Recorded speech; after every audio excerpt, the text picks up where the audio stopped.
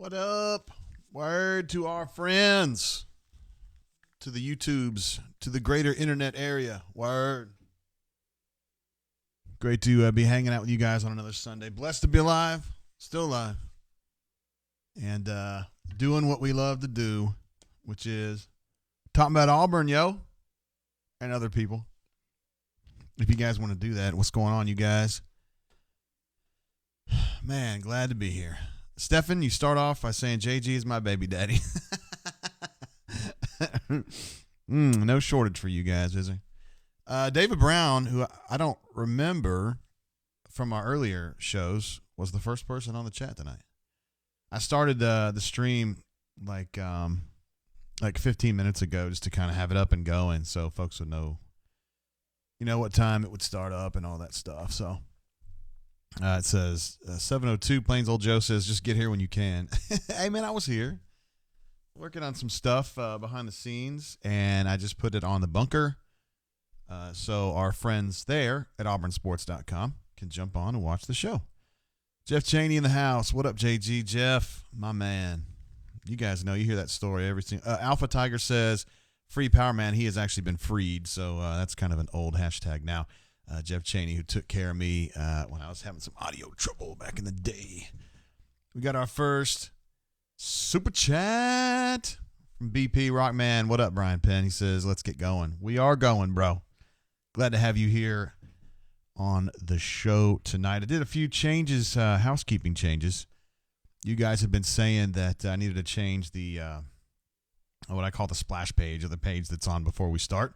Used to be Jarrett Stidham. It is now Bruce Pearl. And I changed all of our photos to stuff that I shot in the Furman game and last night in Birmingham against the hated Billikens of St. Louis, coached by Travis Ford, who played basketball at Kentucky before I got going over there. And he has a potty mouth. My goodness. I mean, it didn't offend me or anything, because I say a lot of bad words myself, but he said a lot of bad words. I mean, I thought Will Wade from LSU was the worst, but Travis Ford's the worst now that I've ever heard. I mean, every call is, choose your word, F and B, F me, F you, whatever. Plains Old Joe says, I'm excited to hear projections about conference play. We going to murder?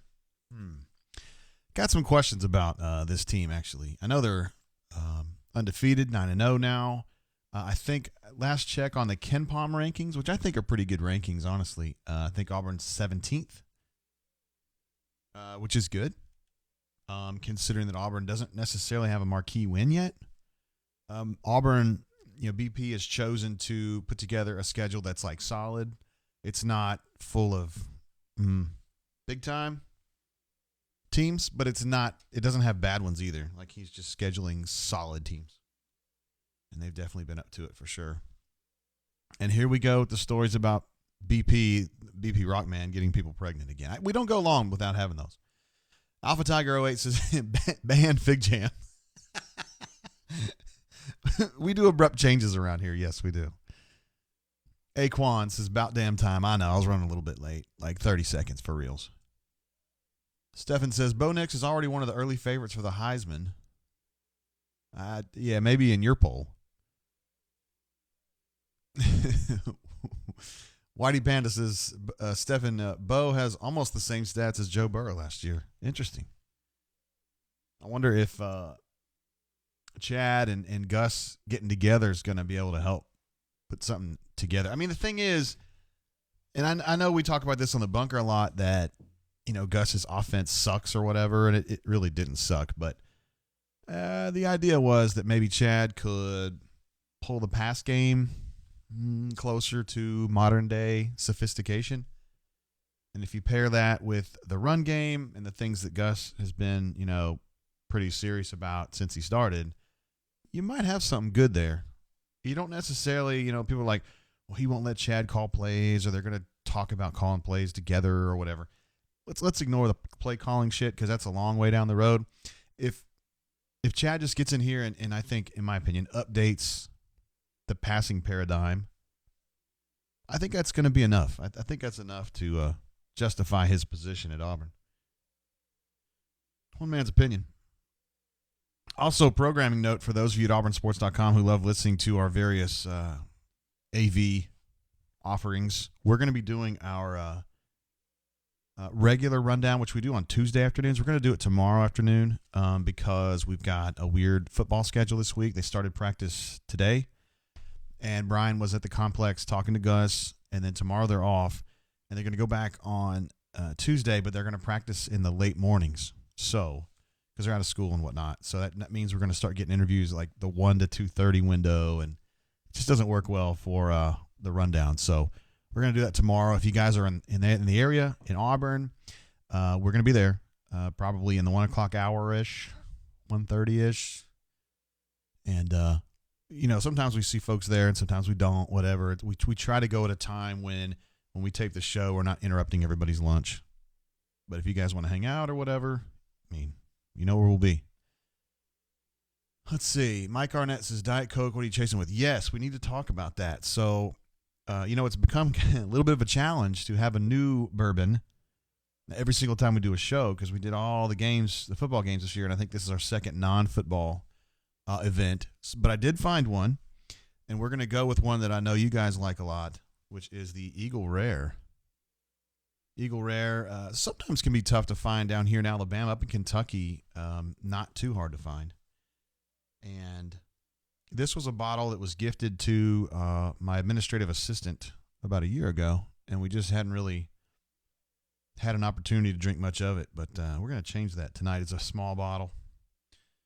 Wish it was bigger, but it was a gift, so you take what you can get. So let's get this first pour down. I know that I'm a fan of Eagle Rare. This is put out by our friends at Buffalo Trace in Frankfort, Kentucky.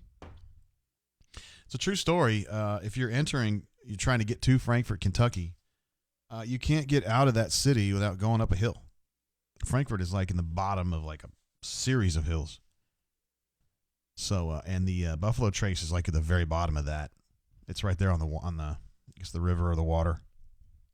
If you haven't been to Buffalo Trace, I strongly recommend that you go. It's a really nice distillery, and their gift shop has tons of liquor in it. When I went, it did not have Blanton's. That was back when they had the super duper Blanton's outage, like 2 years ago maybe. But they had more Buffalo Trace, and you could shake a stick at, and they had a bunch of Eagle Rare, and you could buy a lot of Blanton shit that you wouldn't find anywhere else, like just extras. Folks, I don't have a Blanton's bottle in front of me, but the tops have a letter on them. It has a horse in a particular position of running, and it has like a B and an L and an A and an N, and if you're missing one, you can buy that top there and act like you're a baller, like you drank all those bottles. If you want to do it, that's fine. Oh, yeah, I forgot to drink it. George Merritt says Eagle Rare for life. All right, guys, this is for you, George. Delicious. Let's see. Metal Fan says 8-1 odds for Bo to win the Heisman next year. Wow. That seems exceptionally low, I'm you guys know I'm big on Bo. I think he's a really worthwhile investment as far as how much playing time they gave him. Ultimately, Gus deciding to play him ahead of Joey and then sticking with Bo to the exclusion of Joey. I thought it was a good investment. I think Bo Nix is going to be really good. I don't know if he's going to be that good next year. Alpha Tiger says, who is your favorite porn star? Come on, man. I'm not going to do that. Plus, I can't really name any. I don't think I can. I mean, if I had to, I think there's one named Khalifa. That ain't Wiz. But that was only because she was like involved in some Florida State fiasco a few years ago. I don't know. I could probably make up some names, though.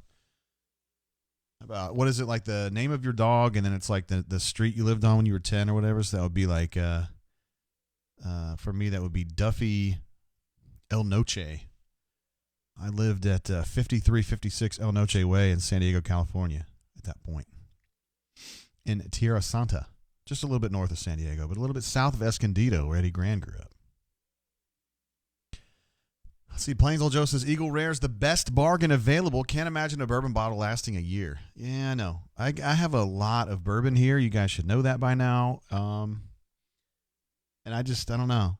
The girl who gave this to Courtney, I don't know. I just wasn't really going to get involved with that. It was kind of a delicate situation, I guess you could say. I don't know. I'm going to go ahead and start it for our friends who listen to the show in their cars. At later dates, I'd like to do a simulcast for our folks who get it on the RSS feed and whatnot. So we just start that now. Jeff Cheney says, Seabiscuit drank Eagle Rare. That was the trick, huh? Oh, yeah. George Merritt says he just finished a glass of Weller Antique 107. That is delicious. Absolutely delicious. That is the Weller that has the crimson or bourbon, maroon label on it. My local watering hole had Weller Antique on half price the other night. And like the total loser that I am, my wife was on a trip for work, and so I went up there by myself. Yes, I did. I don't want you to judge me. And I drank Weller Antique at, I think, $4.50 a shot. I just drink it neat. Who cares?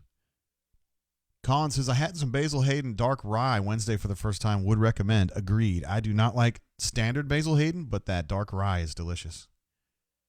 It's a good one. Sterling says, higher odds on Mac Jones to win the Heisman. Yeah, he's fine. I don't know. He reminds me of like the Greg McElroy type dude. He's fine. Oh, you're saying lower. Technically, those are lower odds. 7-1. Can someone get banned from YouTube? By the way, Power Man, we mentioned earlier Alpha Tiger was crusading for you to be freed, and I told him that you had actually been freed. I don't know if you're aware of that. You probably are, but I freed you. It was never meant to be a long ban. But it was funny this morning that Keller Dog was trying to talk a bunch of shit at me and say, JG, this is outrageous that you would ban Power Man, and I had communicated with you about it, and I don't know. Sometimes people want to jump in there. Mama Do in the house. What up, Mama Do that? Our favorite viewer from Northern Illinois, but not NIU. Glad to have you on the show, bro. Auburn Life says, I wonder when Brian George is going to commit. You're kind of running out of time on that one, isn't he? Alex says, Jay, was your dad a Navy doctor? He was indeed. Yes, he was in San Diego, and then we got moved to Washington, D.C. We spent, I think, a year there at Bethesda. Yeah, my sister was born in Bethesda, so that would have been 78-ish. And then we got moved again back to San Diego. And, yeah, he was honorably discharged. Like, he had to spend a certain number of years in the Navy. I'm guessing it was 10-ish.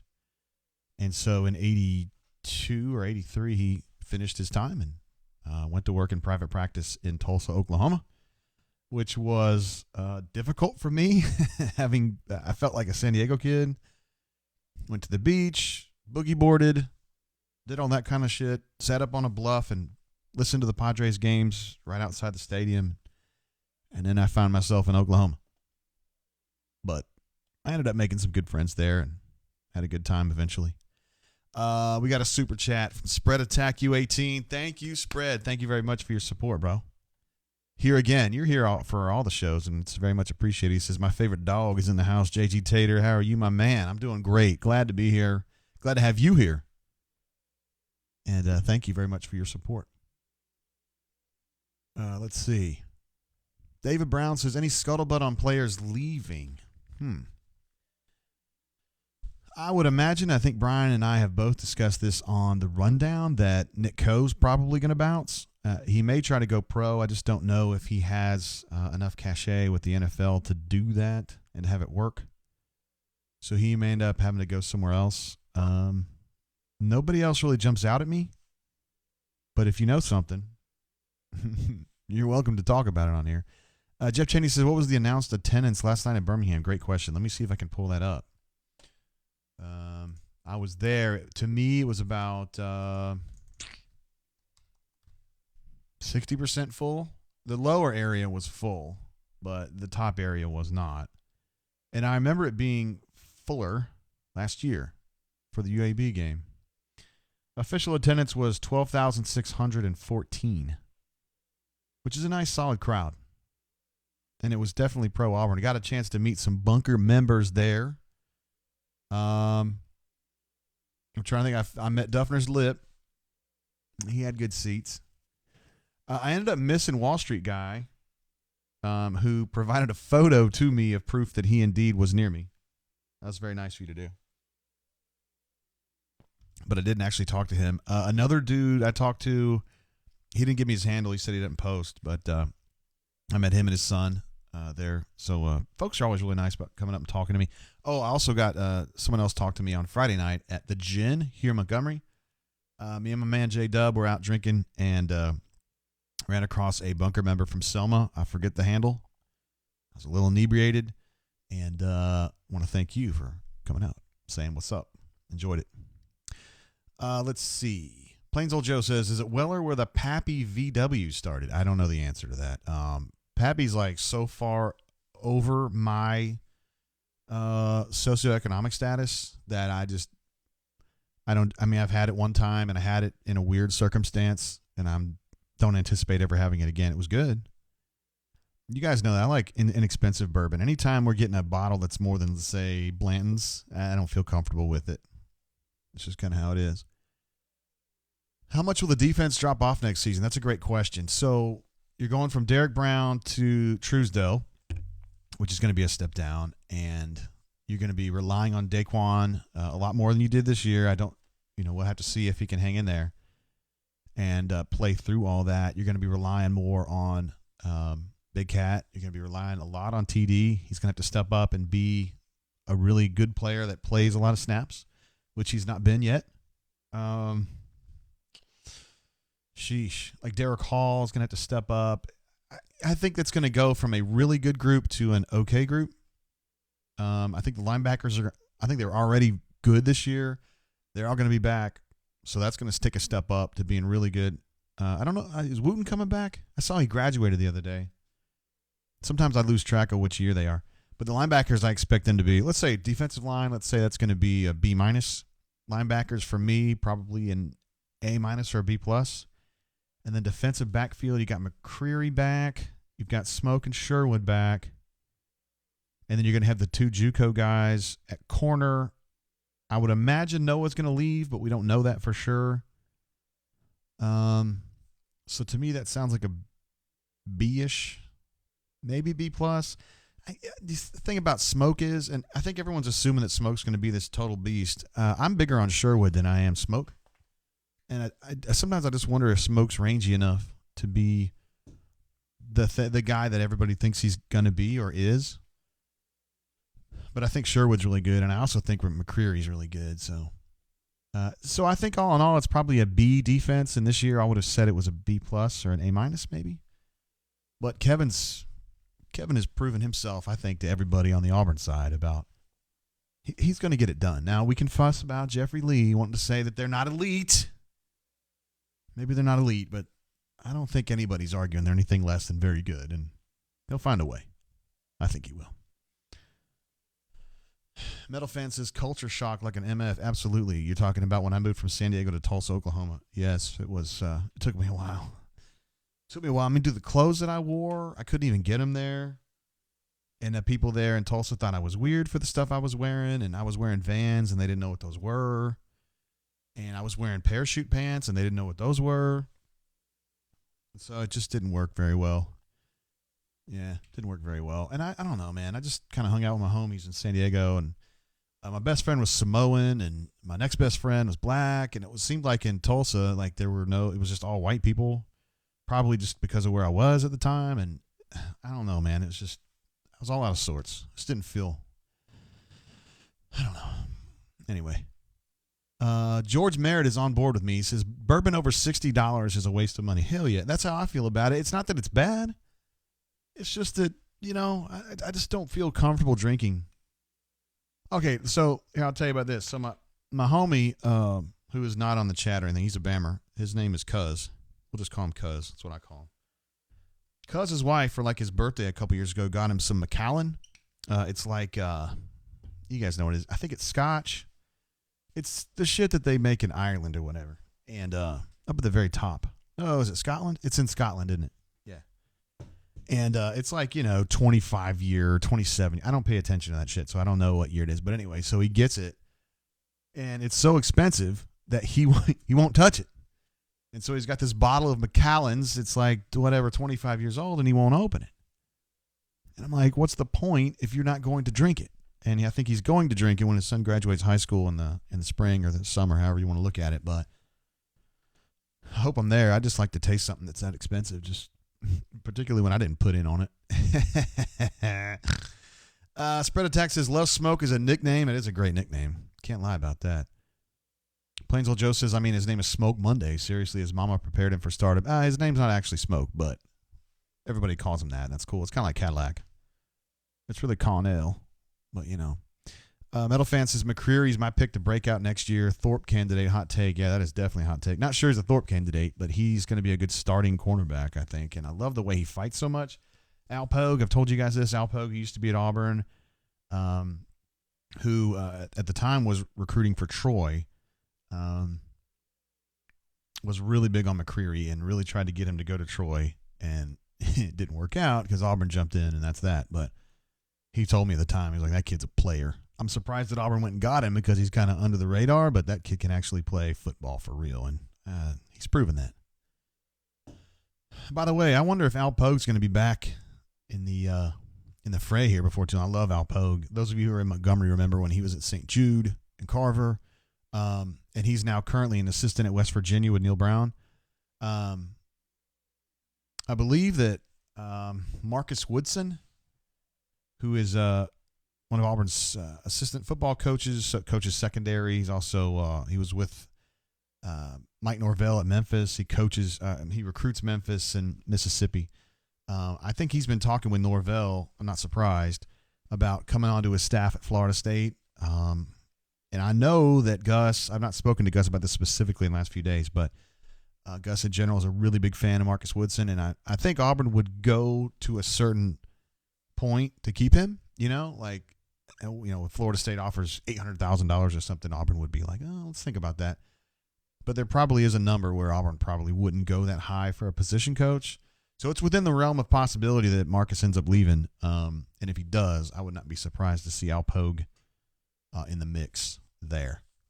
But we'll just have to see if how serious Florida State gets about it and how serious Auburn is about countering it. If Florida State gets involved, we'll just have to see. But Marcus has been a very positive element, and he was a great hire. There's no doubt about that.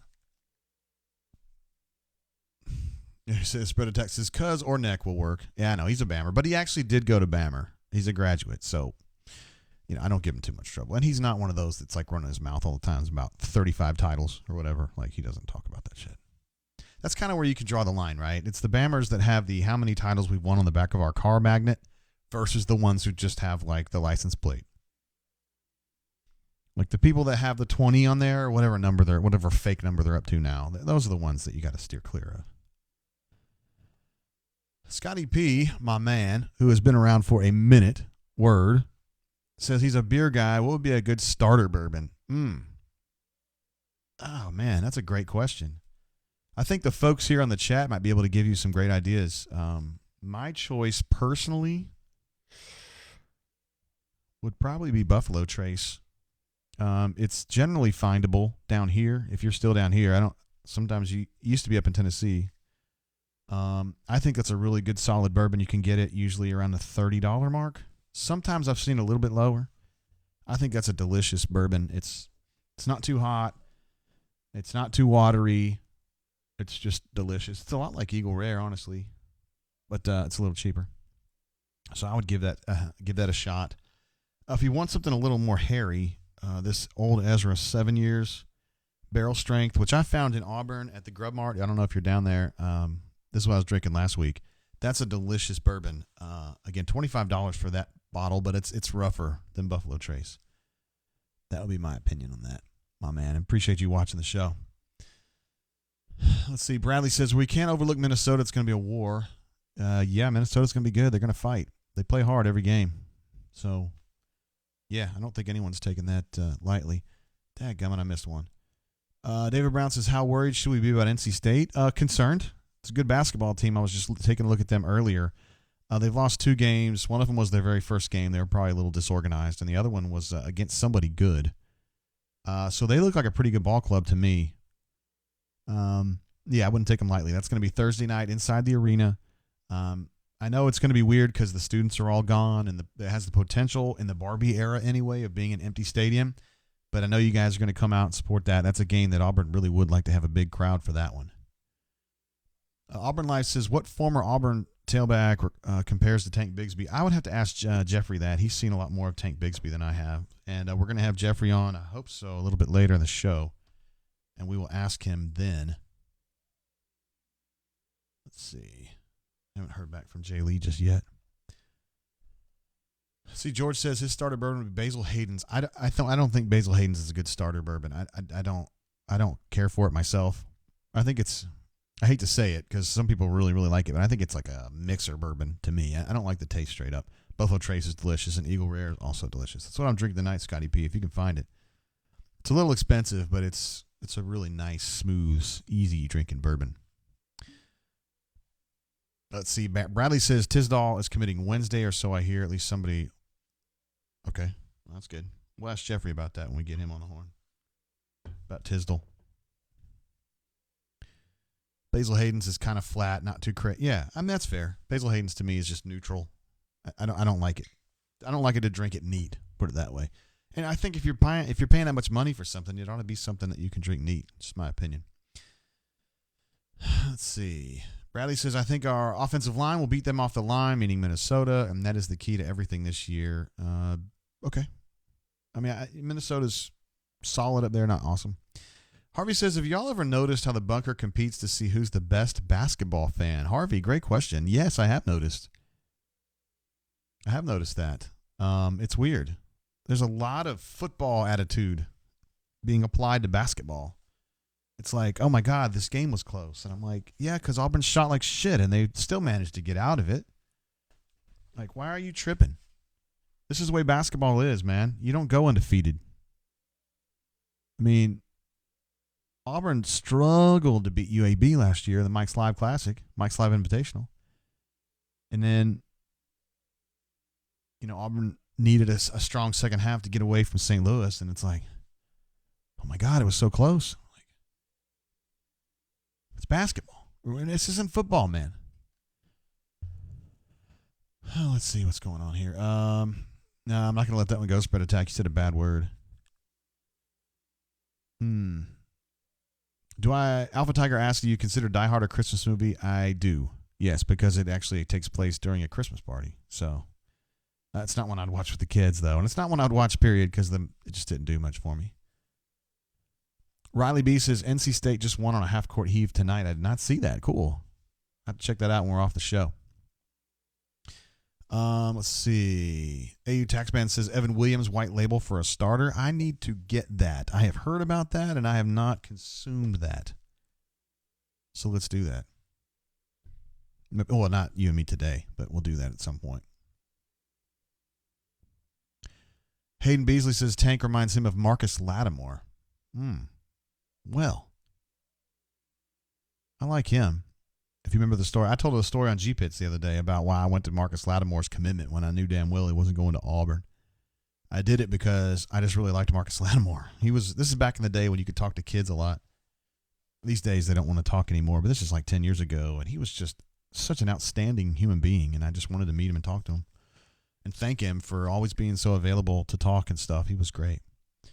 Is your tie a clip-on? Dude, no, hell no, it's not. Can't you see? I tied this bad boy. Get off me, joker. Jay just called Basil's a well-drank. I don't know. Did I? I don't know. I just don't like Basil's very much. Mama Doodat says he's headed out. Hate to miss this. Hopefully a Wednesday night signing day brain drain. Not a bad idea. We can probably do that. Yeah, we'll go ahead and plan on doing that, Mama Doo. And we'll figure that out later. But we'll definitely do that. If that's big for you. No problem about that.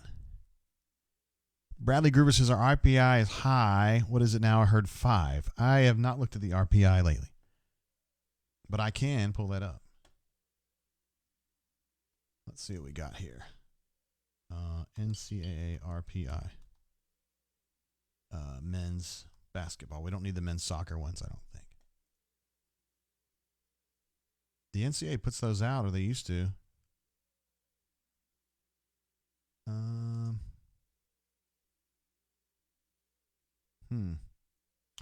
According to realtimerpi.com, which is not the actual one the NCAA uses, but it's one that's similar, they have Auburn number 1.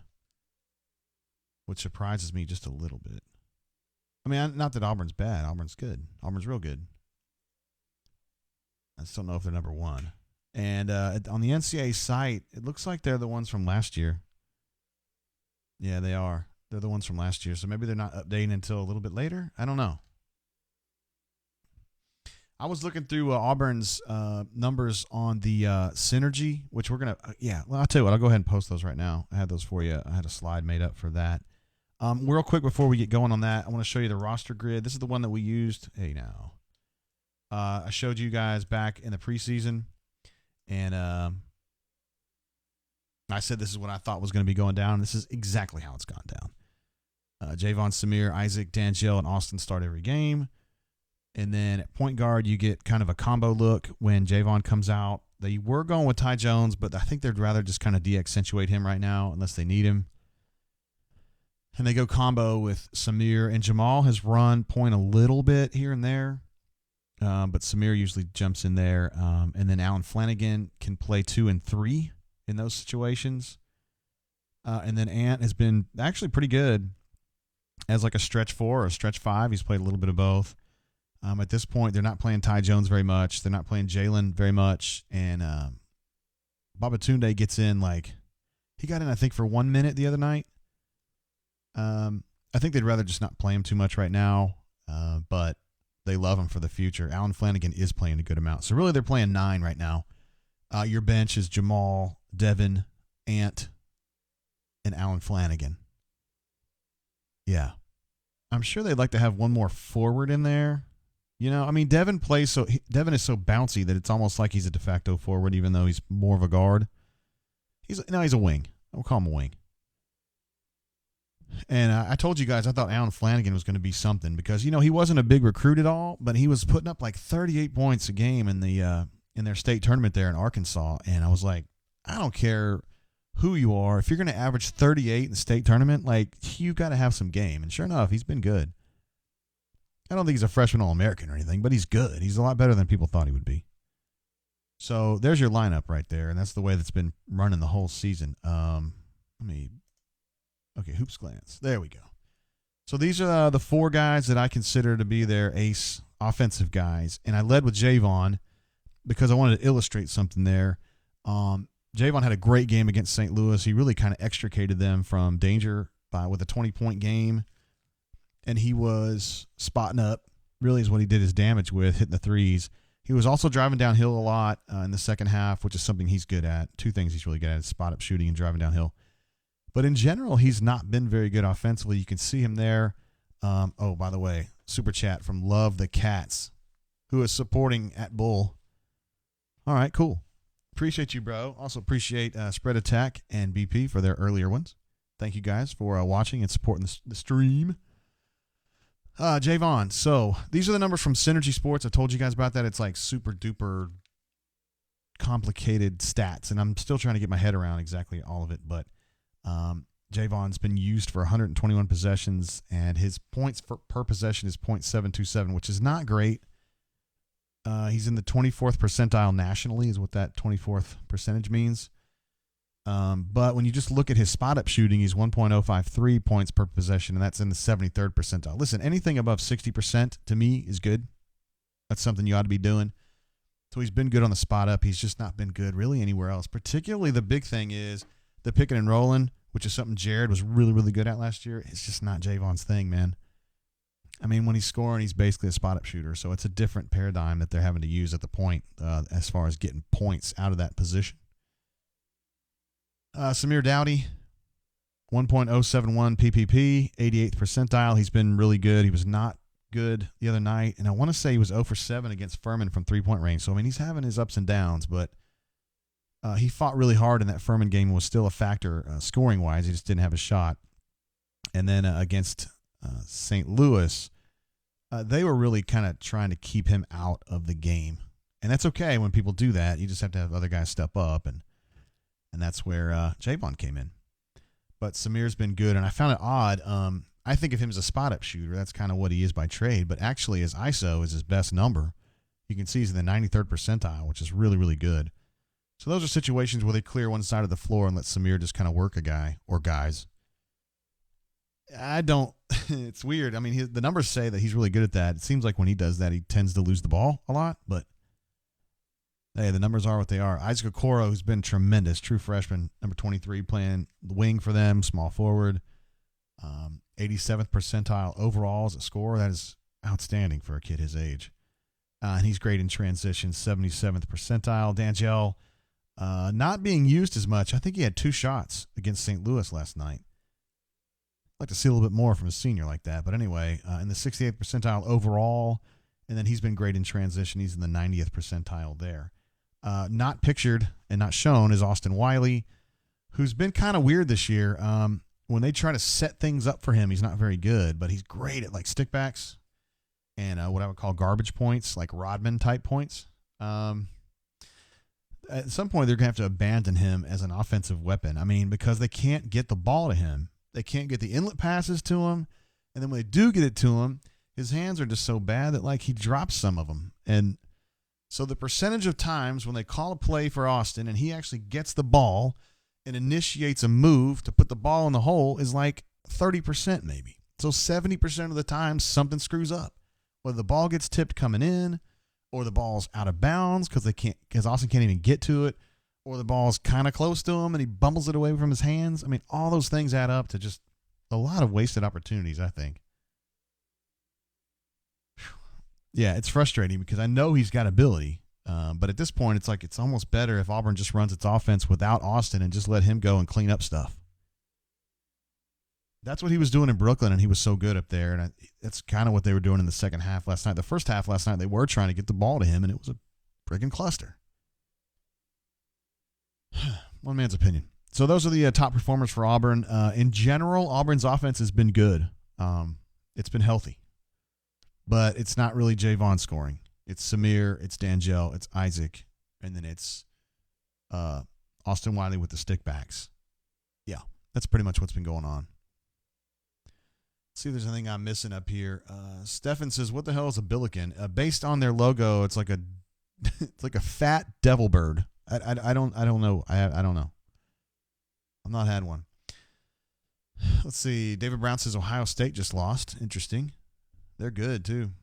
And UNC lost to Wofford. Wofford's one of those teams that they can sneak up on you in basketball now. Bradley says, will it ever click for Purifoy? Yeah, that's the thing, right? He has some great games, but then he has games where he disappears, and he had a disappearing game last night. Sometimes I wonder if he can just really impose himself on a game, you know? Like, I mean, we're 4 years into his career. Well, 3 years into his career. You know what I mean? He had to sit out that year.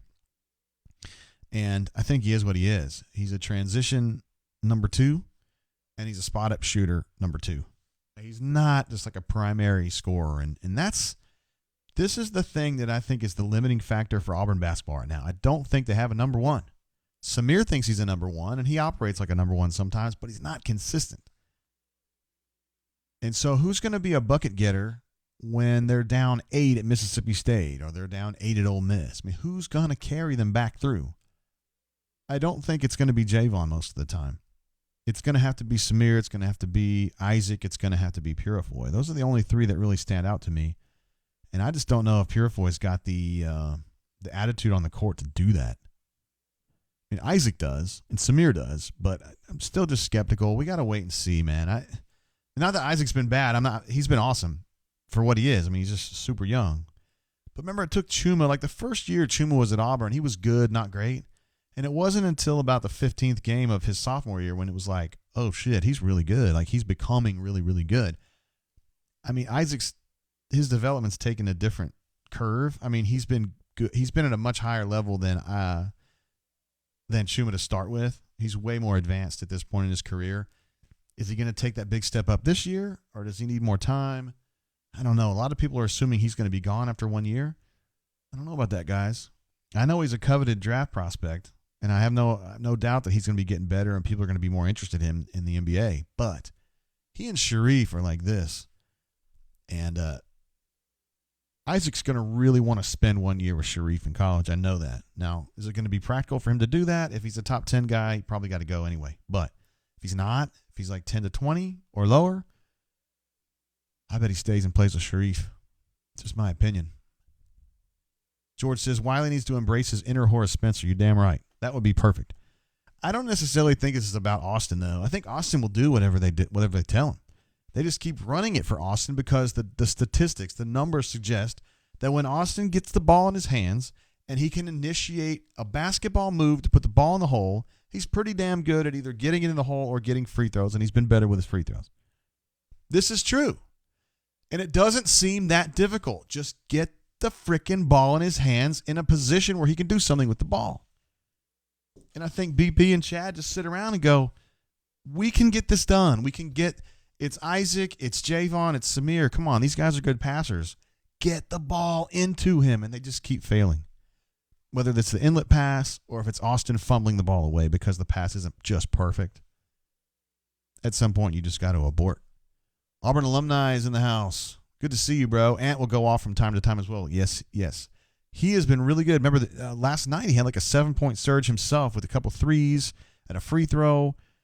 I don't think of him as a guy that will take over a game, but he's a guy that will surge for like 5-minute period. He'll do that pick and roll, man, and they'll just slide in the ball and he'll just crush it. He gets super hot and he's hard to defend. Teams don't want to defend him because they have to draw their big guys out, and that's when Isaac and that's when Javon go to the hole and do damage. So that's the situation. Let's get on the horn here. I'm going to fire up the Skype. If you guys are interested in calling it in, we're going to start taking calls here in a minute. B-Matt wanted to jump out on first because I think he is finished with his writing. He was talking to Gustav tonight. And I'm going to bounce B-Matt on the line right now. Let's get him on the horn. Sorry, guys. I forgot to fix that from last week. My bad.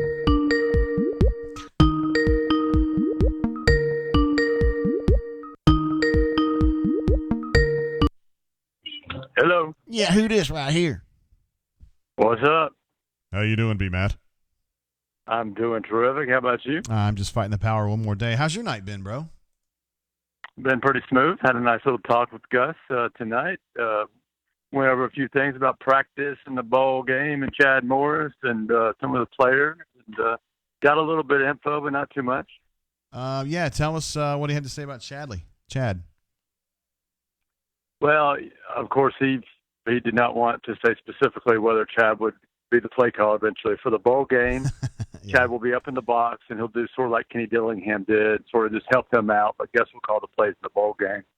I think Gus is going to turn the play calling over to Chad, but maybe they'll work out some other way to do it once the season starts next year. But that's what he said as far as Chad Morris goes, except for he said several times how excited he was to have Chad there and how much he thought it was really good for Auburn. So seems to be pretty pleased with that move. Player-wise, looks like most everybody practiced today. They're going to be really careful with Anthony Schwartz and Eli Stove for both practice in Auburn. But I think he's pretty confident both those guys will be ready to go once they get to the site down in Tampa and start practicing down there and be pretty good shape for the bowl game. Some guys like Austin Troxell, Mark Anthony Richards, some guys that have been basically hurt or redshirted this season, they're not going to be ready for the bowl game, but expecting both those guys ready for spring practice. And then he also said, although he didn't say it was definite, but he did say that, everybody practiced as far as the bowl eligible guys like Marlon Davidson, the seniors, and, any of the juniors that might be thinking about it. And right now he's expecting all of them to play in the Outback Bowl. Word, that's big. So you think it's a possibility that Chad's going to call plays next year, like for real? Yeah, I do. But here's the thing with that. Even if Gus announces that Chad is calling plays or says they've got some system, it's still the same Gus. He hasn't changed, I don't think, or he hasn't changed until he shows he has. So it doesn't necessarily matter what he says, right? Yes, that's because true. We know that if things go wrong, he's going to get upset and start, calling plays or interfering, So we'll see. But I do also feel like he trusts Chad more than any other offensive coordinator he's had and respects what he's accomplished. And if there's anybody he's going to be willing to give more power to and, more ability to call plays or run, his offense is Chad Morris. There's a rumor going around that we might have a chance to talk to Chad Morris later in the week. Have you heard anything about that?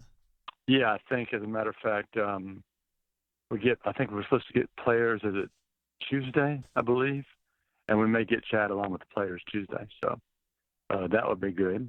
And yeah, I think we get players and maybe Chad Morris Tuesday. We get Gus Wednesday for signing day. And he did talk about that a little bit. He felt like things were shaping up really, really well for the class. He thinks they're going to get some good players and some really good people to sign on Wednesday. And then I think Thursday we get players, and that's it until, we head down to Tampa. Yeah, I mean, I'm looking forward to some players. I hope they give us some guys that we don't normally talk to, It'll probably be the same old. Yeah, Derek Moreland, Jack Driscoll, and Chandler. No, I'm just And kidding. I guess the other thing that happened today is they scrimmaged the young guys. And I tried to ask them in different ways, about specific players or anybody stand out or anybody wanted to see, and everybody and blah, blah, blah. So didn't get anything interesting from that end.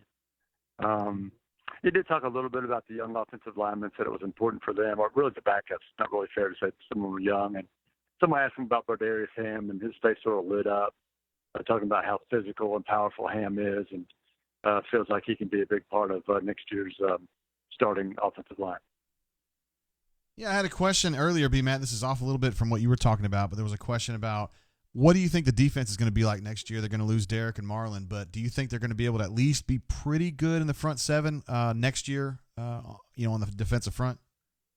I do. I think they'll be better than average in the SEC, which is pretty good or really good. Because I think guys like Truesdale and Daquan Newkirk can step up and be even better players than they were this year. And you saw with Newkirk, he was pretty good. And you could see Daquan really improving as the season went on. And, Rodney is Rodney. He's going to coach these guys up. He's going to get some young guys in. Maybe you're not expecting to step up. It might seem like junior college guy. We'll see. But, I have a feeling Big Cat Bryant could have a pretty big year. We'll see about the butt position. That was my biggest concern. And really is the biggest issue with the defense this year, I think. I think they would have been an elite defense as Jeffrey describes them, or doesn't describe them, if they had a really great pass rushing buck. I mean, I just think about what this team would have been with with one of those guys like a Jeff Holland or, really any of the top pass rushers Auburn had the last, 7 or 8 years, and what a difference that would have made for this year's defense. And so I think that's an important thing for them to develop, but I still think the defense can be really good.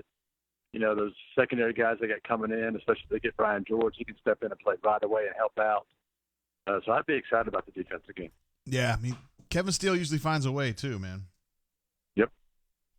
Anything else you want to talk about, Mr. B-Matt? Trying to think of anything else. I do want to mention something. We talked to him for a long time afterwards, but it's mostly just him chatting about his days coaching up in Arkansas and Texas and getting to know Chad and just some things about his plan for Chad and stuff. But nothing really big happened tonight. I think it wasn't really a big news night or anything. All but right. I guess it was good just to get in there and talk a little football, because it's been since the Iron Bowl since we really talked to anybody on the record. Yeah, it's been a minute. Also, somebody, I don't want to name any names, had a birthday recently. Did you get anything good? Oh, wait, I spoiled it. It was you. 52, brother. I'm not ashamed of that. I'm proud of it. So still ticking. I did lose important. Not really important organ this year, but I don't really need the gallbladder. So I donated to science. So I have to get good use out of it. Yeah, good. That's but good. I got. What I got I'll tell you what I got for my birthday. I got a big Liverpool mug. I got a Liverpool jacket. I got a Liverpool T-shirt and a Liverpool long sleeve T-shirt. That's what I got for my birthday. A mug, huh? I'm like a 16-year-old kid fanboy of Liverpool. Wow. That's who I am right now. Yeah, I mean, you've always been on Liverpool's nuts ever since I've known you, but you've gotten a little more serious since they've gotten really good, I guess. Yeah. It's kind of fun when you're champions of Europe and you're 10 points clear on top of the Premier League. It's good times right now. But there were a lot of years when Liverpool's kind of sucked, and you were still there. So 30 years since they've won the Premier League. Well, you weren't on there for 30, but you've probably been with them I haven't. 8. But I can still feel the pain. Word. Hey, Matt, you're adored, my man, and I'll be seeing you tomorrow for the Voodoo Showdown. All right. That's right. You probably need to send me a reminder because I'm not used to Monday and I'm old and I forget things. So. And we're doing bombs, so get ready. I will not be doing Bob, but I will see you tomorrow. Okay, bro. See you, man. All right, later. All right, that's Brian Matthews, superstar, badass, our H-Team reporter, and a good dude. While we were talking to B-Matt, had a couple super chats coming in. I want to give the shout out for that. Sterling, I did not miss that. Thank you very much. He says, super chat for B-Matt. It rhymes. You're like the new age Dr. Seuss, Sterling, and thank you for that. Riley B76 also jumps in, and thank you for that very much, sir. Or ma'am. You're probably a sir, though. Is 76 the year you were born? Curious. That means you're an old, even though you're younger than me. But thank you very much for your support on that. I think somebody was asking about the super chats. It's just kind of a way it's almost like tipping us in a way, I guess.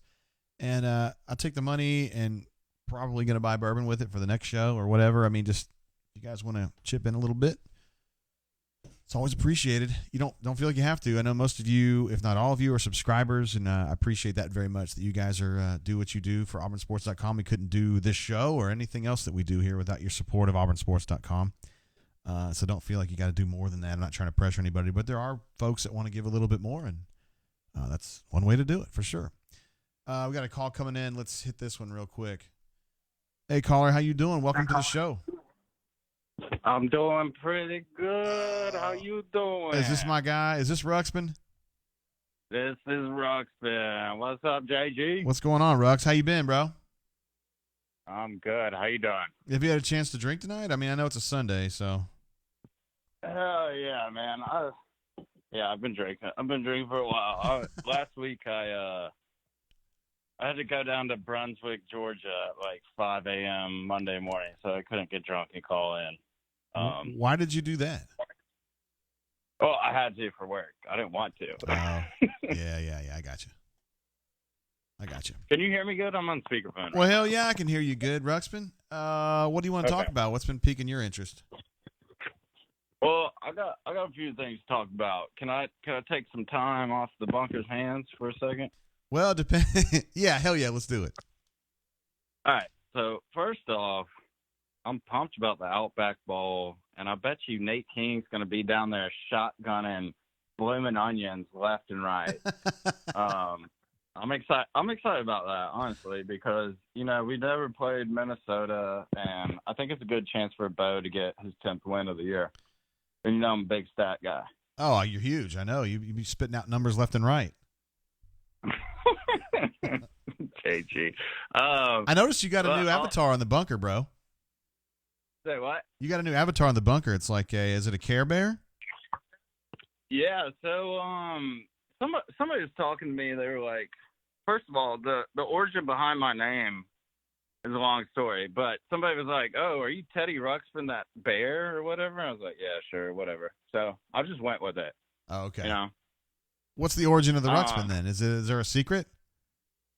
No, it's not a secret. I called in one time under Stutzman's name before I had my Ruxpin handle, and you mispronounced it Ruxpin, but I was drunk as hell that night. And so, man, I just went with it. It's all the same. Went with it. Yeah. But I also I actually wrote down a notepad here because I knew I was going to be drunk as shit. So I wanted to talk about the playoffs. They're going to be fun this year, man. We don't have any, BS teams that are going to get their ass kicked in the championship game again. I'm excited. Yeah. Who are you pulling for in that though? Because the Auburn Tigers didn't make it. I'm pulling for Jalen Hurts, man. I want that dude to win. And or actually, no, sorry about that. I'm pulling for Justin Fields because Georgia fans are going to lose their shit if he wins the national championship. Yeah, that would be bad for them, no doubt. Although Jalen Hurts winning would piss some Alabama people off, although they would be like, "Oh, he was Alabama made," right? Yeah. Yeah. So I was thinking about that at first, but then they've kind of adopted him, even when he went to Oklahoma, and they're like, "Oh God, man, Bama boy, like you said, Bama made." Even though the dude's from Texas, but Bama fans, they're freaking crazy. How they are. They are. Yeah. But Jay, I wanted to Doc Dumpster said he's not going to call in tonight. I know it sucks. It sucks. He's got I wanted to give him party. a special shout out because he gave me one last week, and you know, at the end of the real world, it's going to be you and Doc sitting there and shooting the shit about football, mainlining 117 proof into your dongs. Like what? Did you not hear Doc say you were taking that right into your dong last week, or am I off? Yeah. I was taking he said, "Did you just take a pull?" And I said, "Hell yeah, I did." Said, damn, JG, or whatever, Yeah. Hey, Jay, will you take a pull with me? I'm about to take a pull right now. Let's do you it. Want to take one? Yeah, I got it. You Let's ready? do it. All right. Let's go. Oh boy, that tasted good. What are you drinking, bro? Something cheap? I hope. Yeah, I'm drinking Tito's again. Oh, but okay. That Solid. did make my nipples a little hard. But also, JG, sorry, I'm always rambling on here, but I was chatting with Knight Rider today on the bunker, and he brought up a good point. He was talking about Shalil Garrett, or whatever his name is. Yeah. I'm not sure. Uh-huh. But I was basically saying, like, dude, obviously with the portal, recruiting a quarterback's going to change. But, like, right now what I see it as is, like, you get your elite, 3 to 4 year guy, and then what do? You focus on, like, a quality, like, backup, like a 3-star at that point? Like, what do you think about that? I don't really know what you're asking me. What does this have to do with Garnett? Well, I'm saying with, like, the transfer and everything. Yeah. Isn't it, like, recruiting quarterbacks, like, different now? Like, in a lot of cases it is, but if you've got a Bo Nix who wanted to come to Auburn, who's really good, you might as well develop him and see what you can get out of him. I think he's pretty damn good myself, but I don't know if they're going to. No, I agree with that. Yeah. I'm not trying to hate on Bo Nix. Basically, what I'm saying is, like, when you get into a position like where Tishu Tagovailoa gets hurt, you want to have a quality, okay backup like Mac Jones. Yeah, and you might want to consider the portal, although Gus has been kind of reticent about the portal in general. So I don't anticipate him getting on the portal looking for quarterbacks, honestly. I think he's going to go with what he's got. Well, no, I think we got miscommunication here. What I was saying was basically, that now that the elite quarterbacks can transfer out into the portal if they're not playing right away. Now I think instead of stockpiling 5-stars, you recruit a 5-star, a head guy, and then you focus on, like, somebody who could stay. Yeah, who develop sit on the bench. Basically. Yeah, you develop them. The thing is, though, Gus has not been very good at developing those 2- and 3-star guys, right? I mean, maybe Chad can help with that. I don't know.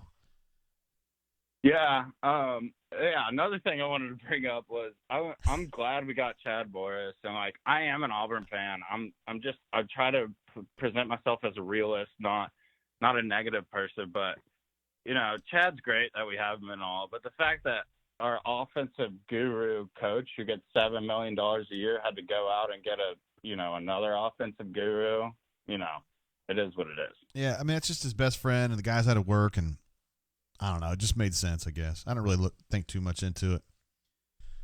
Ruxpin, I want you to. I'm not trying to hate on it. Sorry, no, I get it. You're not a hater, Ruxpin. But, you're a lover. I get it.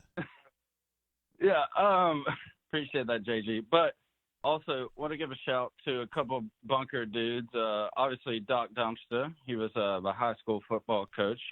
Everybody can do with that what they want. Mama Do Dat. Corn with a K, 6. Harvey Specter, BP Rockman. And then my Georgia boys, Glory Days, and J. Smith, 5187. Believe he's from Sonoy. Needs to get him some Nick Normans. But you know what, JG? Yes, sir. I love you. I love Jay Lee. I love B. Matt. And I hope Nate King keeps doing his thing. All right, Rux. Appreciate you, bro. All right, that's it for Rux. It's amazing, man. I mean, Sunday, and he's still in form. You know what I mean? We had some super chats come through while I was on the horn with Rux. Auburn alumni, thank you very much for your support. Says, prayers up for your liver, sir. Thank you very much. My resting heart rate has been affected. I mean, my liver feels fine. I don't really know what I'm looking for on that, but I feel fine. But before football season started, my resting heart rate was like 52-ish. And now that we've gone through the football season and we're doing brain drains and I'm drinking a lot more often, it's up to 59 and 60 now. And I still like exercise as much as I did before. I don't think my heart is all that happy with me drinking. Actually, my cardiologist told me a long time ago, like, you're not supposed to be drinking anymore. And I was like, well, that's not really an option for me. And she's like, well, you're taking a risk of your heart going into arrhythmia when you drink. And I was like, can I just double up on my medication? And that limits the exposure. And I don't think she didn't see humor in it. And I wasn't trying to be funny. But anyway, I just, I take my medication and I don't have a lot of weird heartbeats. Those of you who remember, who have been around the bunker for a while, I went in the hospital in October 2012 when I was here at auburnsports.com for arrhythmia, and it took me a day and a half to get that thing back on cycle. But ever since then, it's been fine. I've been taking medication for it. Everything's fine. But she told me not to drink, and I just drink anyway because, that's part of life. Hey, caller, how you doing? Welcome to the show. Hello, Jay. Hey, now. Who I got on the horn? Is this Jeremy E? Nope. Damn it. It's Power Man. Calling to apologize. Power Man. Damn it. You sound kind of like Jeremy. My bad. You don't have to apologize to me, brother. Well, no, I do. It was if I broke your rules, and it's important that you know that I told you on direct message, but it's important to know, and the rest of the folks listening know that I was trying to be provocative for sure. You told me on direct message that type of stuff hurts your business, and that's the last thing I ever want to do. Yeah, I just don't. My apologies. It gets a little political, and then people get mad. They get sore. Yeah. Yeah. But here's the thing. Were you surprised that Keller Dog was like trying to white knight for you this morning and calling me a bitch and saying that? No. I think so. So I know Keller. Keller and I met each other out in Dallas, and our kids hit it off, and so we stay in touch. I think you may have read it a little wrong. Okay. I don't think he was calling you hypocritical. I think he was pointing out that I was doing some of that. Okay. Not directly at you. I was in that other thread doing that. I was pointing out some hypocrisy in the other thread. All right. That's cool. all. Water under the bridge. But here's the funny story: is that so I did not watch any of the basketball game yesterday. This Power Man and I decided to have a date. We put the kids with the in-laws, and we were enjoying a bottle of wine at a quaint little spot. And I was kind of following along on. I'd check BMAT's thread every now and then. And then I started laughing. I was like, oh, no, I'm banned. And she's like, what does that mean? So I had to explain to my wife why a 41-year-old would get thrown off a message board for a while. What did she think about it? Do what? What did she think? She recognized my immaturity and said that she was not surprised. Oh, okay. So. As I've mentioned before, I like proper criminals. I don't mind the guys that push boundaries, but when you go a little too far and you get punished, a lot of guys can handle it. You're one of them. And then there's other guys that want to cry like little babies, and I don't like that. If you get in trouble, just take your hit and move on. Yeah, no. I told you last night, and I told you again this morning. I did enjoy it, though. I was giggling this morning when you couldn't find the thread I was referring to. You said it was 4 pages, and it was only 2. It was, and it's still on the front page. You can't. It took me a while to find it, honestly. It was a little mislabeled. It wasn't labeled quite the way yours was. But anyway. Were you? Right, man, did you watch the basketball game yesterday? Did you have a chance to see that?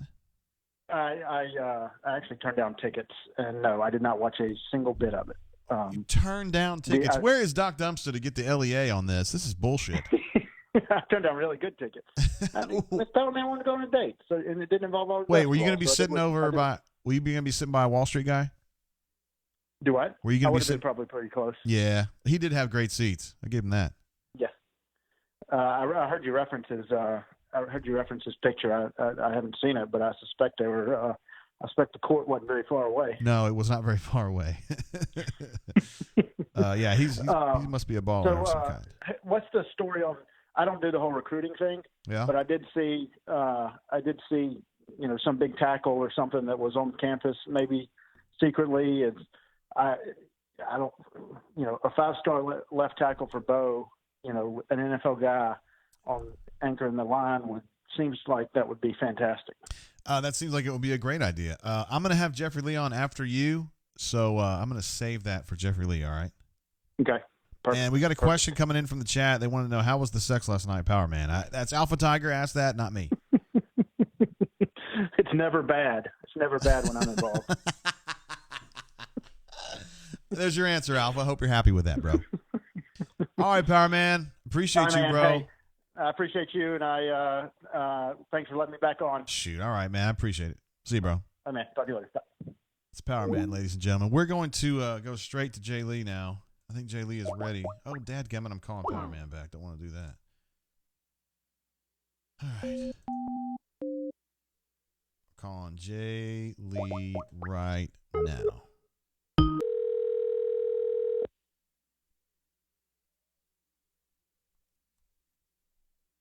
Hello? Yeah, who this? What's happening? How you doing, Jeffrey? Well, I have exhaled after a crazy day, long day, Yes, sir. but things seem to be settling down. This was a good time to call. Power Man, we just had Power Man on the show, and he was asking about a secret left tackle that may have been involved. What can you tell me about that? I can tell you that, as far as I know, it didn't happen. Uh-oh. I mean, there was a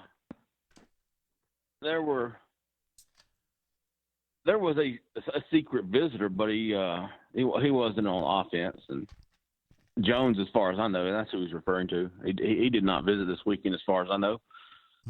Didn't see him today, but there's some buzz out there that Auburn's caught some momentum, but I've yet to confirm it. We'll see. And you know what? One of these things, I understand the subscribers want to know, everything, but sometimes you got to understand, for your team's own good, for your school's own good, don't ask. Dang, man. Because it's not something. I mean, does that make sense? Yeah. I mean, did they want to know who was the quarterback that somebody scared off? Yeah, it was Deshaun Watson. Yeah, Deshaun Watson. Case in point. I bet they really didn't want to know. Well, they wanted to know. They didn't want to jeopardize it. I get it. Knowing would jeopardize it. So now, do you want to know? I don't know. You can just hide it from me. I'll tell you Wednesday. Dang. 72 hours. All right, not too far off now. No, it's not. It's not. You think there'll be some surprises, Jay Lee? At least one, yes. But it's one I don't want to know, right? Unless you want to jeopardize it. Of course not. I don't want to do that. But listen, you've got to get an audio. I think the Auburn alumni mentioned this in the chat. Oh, Rux, man. That cat was – I got to meet this guy. I'd like to meet him too. But I kept waiting on them to play him off the stage. I don't want to do that to a subscriber, man. I know. Yeah, but sometimes you just got to cut the commercial. Oh, sorry, you got dropped. I don't know what happened. Yeah.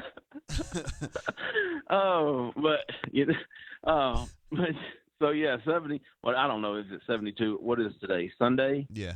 8:00 Central Time rules. So what we talking about? 48 hours will be Tuesday. So maybe 60 hours, right? Yeah. Till signing day. But Auburn had half dozen recruits on campus today. Left today. I thought Kobe Hudson was big. He'll be the 4-star wide receiver from Troop. Was one of the official visitors, and he's one of the guys who's going to practice with the team for bowl practices starting Wednesday. He's going to sign early Wednesday morning and be on campus that afternoon to go through bowl practice. I think he's going to practice 3 times, then head out to the Army All-American game in Texas, and then report back to Auburn on January the 5th. Damn, that's busy right there. And I think Tank Bigsby, he said Tank Bigsby was coming in, Zacchaeus Walker was coming in. All 3 of those guys will be here for bowl practices, which is huge. That's 3 of Auburn's top commitments in this class that will be going through at least a few bowl practices with the team. Tate Johnson's another guy who is trying to, but Tate was here today. Chell Garnett was here today, early enrollee. Tate Johnson, early enrollee. Kobe early. Elijah Canyon, which was kind of the only real like WTF moment of the day. Elijah Canyon from Chaminade, Madonna, Hollywood, South is that right? Florida, yes, sir. Yeah, same place as Mighty Mouse. That's right. And he's been committed to Auburn, I think, since the summer. And I knew Florida was kind of trying to push, but I hadn't heard of any leeway being made by the Gators. And then Dan Mullen went in for an in-home visit last week with Canyon. Tried to get Canyon to visit Florida this weekend, but he came to Auburn. And so, we're thinking we're going to get the typical commitment story after an official visit. And, I asked him, I said, so is for sure you're going to sign with Auburn Wednesday? And he looks at my recorder and he goes, we'll see. And of course I was like, what WTF, man? What does that mean? Yeah. Like, what? I don't know. I found it really odd, but nevertheless, Auburn expects him to sign. I expect him to sign. I don't know if he's just trying to conjure up some excitement or some mystery, but that was, I'm not looking too much into that.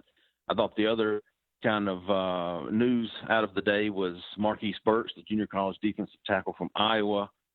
He's actually originally from Chicago, came down with his parents. He had told me going into the visit he was going to sign Wednesday, and Auburn basically can have him if they want him. Now, do they want him?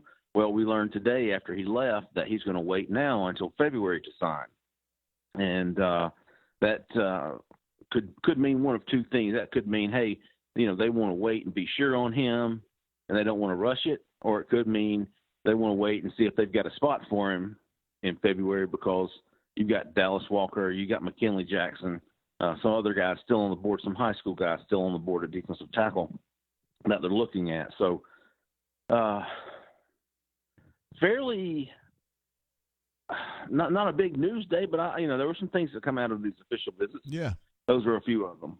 I had someone ask earlier, and I think you can answer this better than I can. Who does Tank remind you of as a tailback? I mean, is there somebody that you think would be a comp, maybe an Auburn guy or somebody from somewhere else? Is there somebody else that reminds you of him? No, nobody offhand. Nobody offhand. Excuse me. Dang. Yeah, man, it's bad. No, I just, he's got a nice ass, and from the football, I think the only real negative to Tank is the amount of fumbles he had this year. That's something that he's going to have to work on. That's something that he's going to have to fix. As we all know, or as we all thought before Booby, you fumble, that's the quickest way to find yourself on the bench. Mm-hmm. But he lost a lot of fumbles. I think he lost 4 in 2 playoff games, and I know he lost 3 the first game of the season. So that's about the only thing that you could find to negative as far as Tank Bigsby goes. But yeah, he's locked in with Auburn. Told him last week. I think Georgia was trying to get a late push, but he said thanks, no thanks, and he's all locked in. He'll sign Wednesday morning and practice that afternoon. Yeah, as long as you're not Booby, you're probably going to sit on the bench if you fumble. One other question was about right. Brian George. What are you thinking is going to happen with him? I think he's coming to Auburn. I think I am absolutely not surprised at all that he told us Sunday he was going to commit in the next week and didn't. Because do you remember, I think you were there, June the 1st outside of the stadium. That was the same day I think Justin Powell committed. You remember that day? Oh, yeah. I think it was picnic or something. Yep. So Brian comes out and he's Auburn's lead. Auburn's number 1. I'm going to commit in the next week. And nobody heard anything from him for months. And then he kind of came back into the picture for the Iron Bowl. He just kind of showed up. As far as, me, as far as I go, I'm sure the coaches have been on him, but, he just kind of came back into the public eye at the Iron Bowl. He felt like he knew where he was going to go then. Then he came back the next week, which was last week, for an official visit. Auburn's number 1, head of Texas A&M. I'm going to announce him the next week. Got to get my video cameraman to make the video, and then all of a sudden, crickets. So, but everything I've heard from Auburn is that they feel very good about getting Brian George. It's just a matter of if, or not right. When, but if. What I say? It's a matter of when, not if. If, yeah. All right, Jeffrey Lee. I know you've been shaking the bushes, so to speak, today, and it's we appreciate you, bro. Damn right.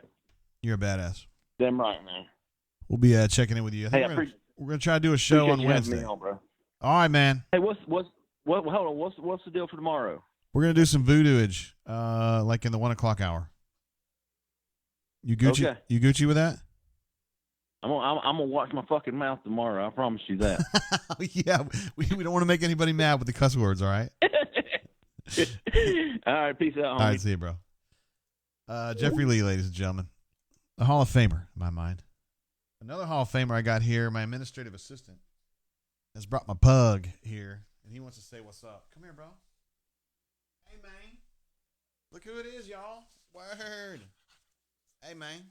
How you doing? Say hi to the peoples. You want to? Come on, man. You want to say hello to the peoples? This is Maverick. That's my guy right here, Mav. You want to say hi? What's up? What up? Oh, look at you. What's that? What's that administrative assistant doing? Do you want a treat? All right, guys. My man. It's my pug. Thanks, administrative assistant. You're the best. Oh. You're going to send him packing. Would you like to answer some questions, administrative assistant? All righty. Oh, my pussy. Let me show my pussy to everybody. Hey, guys. Sam, you want to say hello to everybody? You like this auburnsports.com? Yeah. You love the cats? What do you think about our super chatters? Number 1. Yeah, I know. Who's your favorite super chatter? You say Spread Attack U18? Yeah. All right, Sammy, you're doing a hell of a job, bro. Stay strong, all right? All right. Word. It's my kitty. It's always good to have a guest appearance. Chip said you're going to knock the show offline again. That's exactly what happened last time. I think he licked my glasses. Little chump. Yeah, he did. He pulled the dang cord out last time, but he didn't this time. My administrative assistant made sure of that. Alpha Tiger 08 says, do y'all think Tate is wearing pants right now? You think I am? Yeah, you're wearing pants. No, I'm not, though. They're short pants. Short pants. I'm probably not wearing pants. I mean, I don't need to. Yeah, I'm not naked or anything. Of course not. Yes, I want to go through a couple super chats that I missed while we were going there. I think I already shouted out Auburn alumni and Fat Crack. Thank you guys again. Love the Cats for his second super chat of the day. Thank you, bro. I saw you pooping on Minor earlier. I didn't tell Jeffrey Lee because I didn't want to get him angry. And Chip also. Thank you very much for that super chat, my man. And also we had one just come in. A. Gonzalez. Based on AU's RPI undefeated record, should the team be ranked in the top 5? That's a fine question, A. Gonzalez. First of all, thank you very much for your super chat. I'm going to add you to the list of folks who kick ass. And as to what you were saying, undefeated doesn't mean that much to me because my San Diego State Aztecs are also undefeated. They just haven't played anybody. And Auburn has played a schedule that I don't think is awesome. It's not bad. It's fine. It's solid. It's out of 10, I would probably give it a 6. Maybe a 7. Maybe a 7. So, lack of challenging schedule, undefeated, RPI is very high. Probably should be I would put Auburn in the 8 to 10 range is what I would do. Now, I don't know if you're talking about the AP poll. I mean, that's just like human voters who may or may not know anything about Auburn. A lot of times, I used to vote in the AP poll once upon a time, and this is back in the day when newspapers were really rolling, and I'd have I'd write 15 to 18 stories a week, and I just didn't have a lot of time to look at a bunch of stuff. And so maybe I'd mess up a ranking or two. I imagine Auburn is a victim of that when it comes to the AP poll.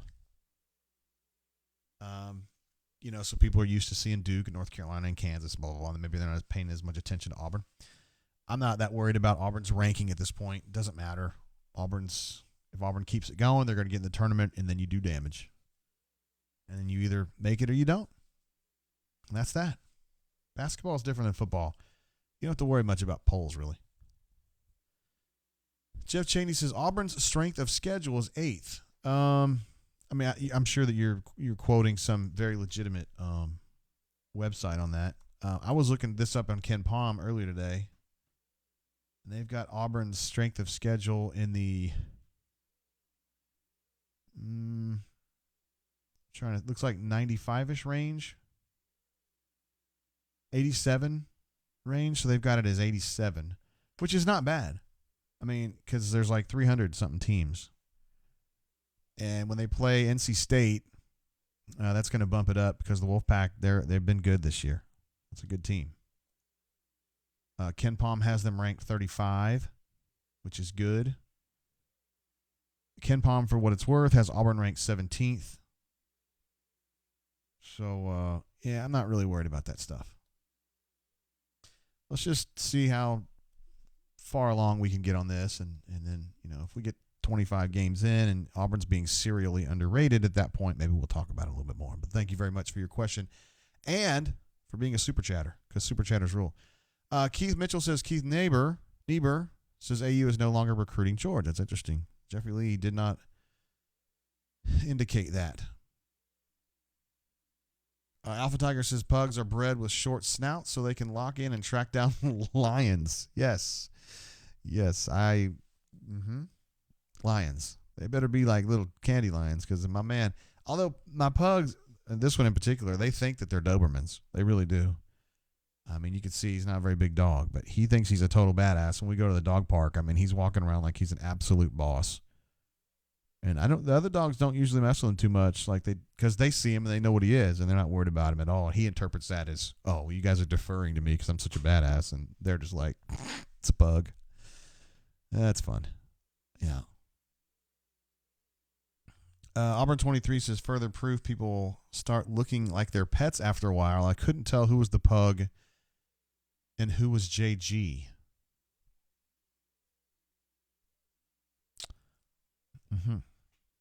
Okay, Auburn 23. You don't get a shout out. You get a shout down. That's a mean thing to say. Sterling says, do you want to fight Keith Mitchell? Yeah, I know. He's just the messenger, bro. Chip said, pugs are bred. Wrong use of bred, but I know you're doing it on purpose. To be able to destroy everything you own whilst being cute and lovable. He's not too bad, although I have no problem with locking my dog up to keep him from chewing on everything. He's still in the chewing phase. So anyway, that's kind of what we're looking at there. Hey, Gonza says, I hear pugs with frosted tips are vicious. Yeah, they kind of do have frosted tips in a way, because he's got like apricot hair, but he's really actually dark skinned. So I don't know. It's kind of he can't be that big. This is what D Zero says. He can't be that big of a badass if he lives with a cat. He reluctantly lives with the cat, and every chance that he gets, he wages war with the cat and tries to pin the cat down and like eat him. We have to kind of keep them separate. But the cat is game, man. The cat really enjoys fighting with the dog, because my cat, we took his front claws out because he was just destroying everything, and he's an inside cat anyway, so he's not a threat to do any damage, but we left the ones on his back feet, so when the dog gets him down, my cat automatically wants to roll over and then starts whacking at him with his back feet, and the pug has learned to kind of back away at that point, because I think you can feel those. Big time super chat right there from my man Brian Harris. Says these are his platinum membership dues. Thank you for Sunday night entertainment. Brian Harris, who's been with us for a number of years. A new media beast in his own right. And thank you very much for your support, sir. You guys are the best, seriously. We'll list you as Brian H. Last name redacted. Thank you very much, sir, for your support of what we do here on the Brain Drain. Jeff Cheney says, is the cat still peeing on the dog's bed? Yes. We actually found out that he did that. God, I sound like a Kentucky guy saying that. We found that he had done that at another bed. He has the dog has a bed in his cage, and he has another bed out in the general population, and the cat just apparently just dropped one right there. So yeah, my cat's kind of a dick. But I mean, to be fair, he does get attacked by the dog all the time, and if he has a chance to kind of get back, he might as well do that. Love the chat. Love the cat says, you got to be love the chats. Love the cat says, damn, that's super chat. Man, Brian Harris is the man, dude. Sterling says, I feel like I just got emasculated by Brian Harris. You did not, Sterling. All you guys are appreciated. All our super chatters. BP Rockman, Sterling, love the cats, ×2. Spread Attack, Riley B, Auburn alumni, Fat Crack, of course, Chip, and A. Gonzis. Nobody gets emasculated, guys. You guys are all beasts. What was that? To Drano or Il Drano? You used a bad word, bro. I can't let that one through. Hey, Gonza says Brian Harris used to be rich. Come on, man. That guy's a baller. He's good. He's Gucci. I got another slide I wanted to show you guys. If you guys watched my video last week about the search for the offensive coordinator, I did make it clear it was going to be Chad, but we were going to go back through this real quick. Let's see. Chad Morris. Yeah, right there. This was a slide that I used in that video, although I changed the bottom thing. It was the reasons why Chad Morris is at Auburn right now. I guess first things first, he didn't have a job. Should have included that. Second thing second, he's Malzahn's buddy, BFF. I mean, those guys really are kind of like friends. They vacation together, et cetera, et cetera. And there's people out there who are like, the last thing that we need is for Gus to hire one of his friends, and I understand the skepticism when it comes to Gus and his offense. Believe me, I do. And I've spoken it. You guys are not wrong. But just because they're friends does not mean that Chad Morris is a dummy, and I also don't think it means that he's just going to get pushed around. Chad Morris has been a head coach. Hell, just about as long as Gus has. So I don't think Gus is going to be sunning him the way he would have with Rhett or Chip or Dillingham. Dillingham, we didn't even get to the point where he could sun him. I don't think so. I was a little surprised to hear BMAT suggest that he thought maybe Chad was going to call plays this year, because I've told you guys I think that would be a mistake. And if Chad Morris is a great play caller, maybe he is. I don't know. But Gus did a fine job calling plays this year, I thought. Now, the problems that they had were still Gus's fault, but I don't think it was because of play calling. I think it was because certain parts of the team weren't good enough, offensive line, in my opinion. Although he later strategized his way out of that a little bit and gave them more favorable blocks and helped them become a better unit blocking by calling plays and blocking paradigms that would help them. I thought he had a good year as a play caller. Top experience, as I mentioned, head coach at SMU and Arkansas. SMU, it's easy to say, hey, man, he actually won at SMU, first dude in like 25 years to do that. But really, it was one season, right? But it was a good season for SMU. And then he goes to Arkansas, and it didn't go well at Arkansas. But I mean, it's just still the same guy who was the offensive coordinator at Clemson and got Clemson going, got Clemson to this level where they're at right now. We can talk about Dabo. He's done a terrific job. We can talk about Brent Venables, who I think is an outstanding defensive coordinator. But Chad Morris was right there, too. And he got those cats going, man. The guy knows offense. And I mentioned this at the top of the show. If he could come in and modernize Auburn's pass game by, let's say, a quarter, 25%, maybe a little bit more, just some adjustments, man.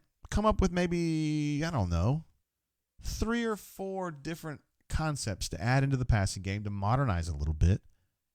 I think Auburn's offense can be really good next year. I do. I really do. I know there's people that say it sucked this year. It straight up did not suck this year. It wasn't good enough, but it didn't suck. And I think if Chad Morris can just retool the passing game a little bit, help develop Bro a little bit more, get him more comfortable, I think it's going to be good next year. Similar systems.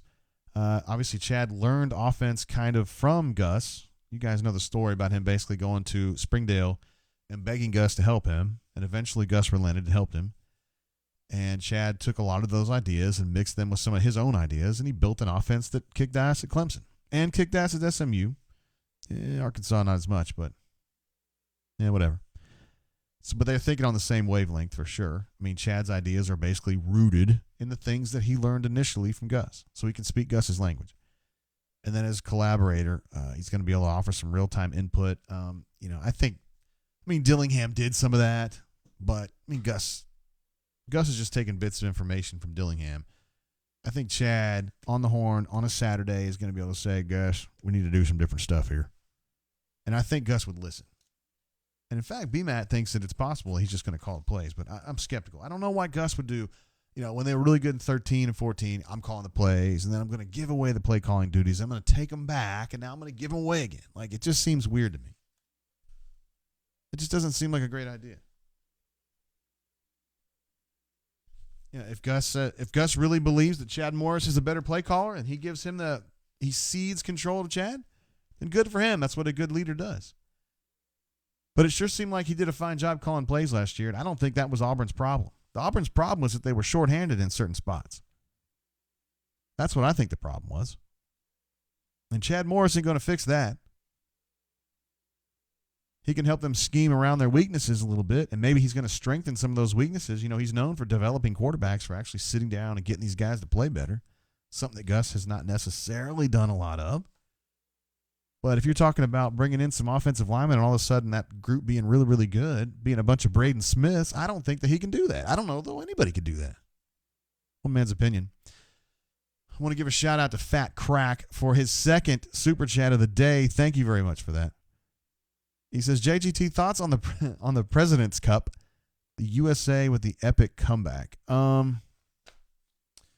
Yeah, so golf, not so much. I knew there was a tournament going on because when I was flipping through my cable channel, I saw it pop up, but I'm assuming Tiger Woods was part of this. I don't even know who would have been on our team, but I'm glad the United States won because the United States kicks ass, and I love the United States.